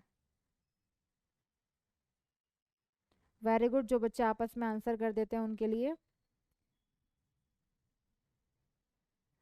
मैम लोअर एसआरपी वाला एलिमेंट्स हायर एसआरपी एलिमेंट्स को डिस्प्लेस करता है, पर हेलोजन में उल्टा क्यों है।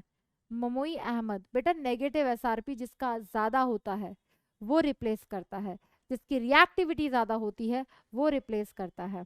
Thank you Namika, thank you Namit. बिल्कुल करा देंगे बेटा, वर्कशीट भी करा देंगे। Thermal stability inherit pair effect से कर सकते हैं बेटा, इनहेरिट पेयर इफेक्ट कौन सा होता है, इनर्ट होता है, ठीक है, बिल्कुल डिस्कस कर सकते हैं। रीजनिंग वाले क्वेश्चन जरूर रखना मैम, थैंक यू मैम, रखेंगे बेटा, ठीक है। Thank you Prakash, thank you बेटा। क्वेश्चन नंबर 24 का ऑप्शन सी ही करेक्ट है, ओनली बी में तो सेम नेम है, मैं क्वेश्चन चेक करूंगी बेटा, आप क्वेश्चन लिख दिया करो। चलो बेटा, आई थिंक आज की कार्यवाही को ख़त्म किया जाए, नोट्स के सारे डाउट्स आ चुके हैं, ठीक है। तो आपके जो भी मैक्सिमम डाउट्स थे वो मैंने लिख लिए हैं, बाकी तो आप लोगों ने बहुत सारा प्यार दे रखा है जैसा कि मैं पढ़ रही हूँ, ठीक है। एक क्वेश्चन नंबर 24 में डाउट है, एक आपको नोट्स, तो मैं नोट्स चेक करूंगी पहले H2SO4 और हेबर्स प्रोसेस का, तीन चीज़ पेंडिंग है, ठीक है। तो डाउट्स आज आपके तीनों क्लास के हो गए हैं मैक्सिमम, होपफुली। फिर भी रह गए हो आप नोट डाउन कर सकते हो नीचे कि मैम ये डाउट रह गया, तो हैशटैग डाउट करके फिर लिख दिया करो, मैं अगले दिन कवर कर लूंगी। रेस्ट, आज हम ग्रुप 17 का कुछ नहीं कर पाए हैं, लेकिन हम ये ग्रुप 17 करेंगे कल कंटिन्यू। कल ग्रुप 17 खत्म हो जाएगा और ग्रुप 18 शुरू हो जाएगा। कल मैं क्वेश्चन प्रैक्टिस नहीं कराऊंगी, परसों या उसके नेक्स्ट डे, बट कल हमारा चैप्टर लगभग बाइंड अप होने पे आ जाएगा। जो टॉपिक्स आपको लगता है कि मैम ये नहीं समझ आया, आप नोट डाउन कर देना नीचे, हम वो भी कवर करेंगे। लेकिन इस पी ब्लॉक को फियर नहीं बनने देंगे कि हाँ हमें पी ब्लॉक में प्रॉब्लम है। आज मुझे हेलोजन फैमिली को कंप्लीट करना था, लेकिन मैं नहीं कर रही हूँ, ताकि आप आज तक की अपनी क्वेरीज को क्लियर करो, अब तक का पूरा अच्छे से रिवाइज करो, हेलोजन फैमिली में भी जो डाउट आए हैं उन्हें कलेक्ट कर लो, नोट डाउन कर लो। कल वो डाउट्स क्लियर करते करते, कल मैं सिर्फ आपको पढ़ाऊंगी बेटा, कल नो मोटिवेशन नो डाउट्स, कल सिर्फ क्लास होगी जिसमें हेलोजन फैमिली और उसके बाद नोबल गैसेस स्टार्ट हो जाएगी, ठीक है बेटा। नोबल गैसेस बहुत छोटी सी फैमिली है और आधे से ज़्यादा चीज़ें हम डिस्कस कर चुके हैं, तो हमें बहुत कम टाइम लगेगा, ठीक है बच्चों। तो अच्छे से पढ़ते रहो, हंसते रहो, मुस्कुराते रहो। आज आपके लिए मैं लेकर आई थी हेलोजन फैमिली, लेकिन कोइंसिडेंटली हमारा कुछ नहीं हो पाया, कोई बात नहीं, कवर करेंगे कल की क्लास में। बस इतना ध्यान रखना बेटा, डाउट्स को क्लियर करना बेटर रहता है, डाउट्स को डाउट्स मत रहने देना। कल की क्लास में मिलेंगे, तब तक के लिए all the very best and stay motivated. Clear बेटा, तो कल हम कवर करेंगे group 17 plus group 18। All the best बच्चों, थैंक यू।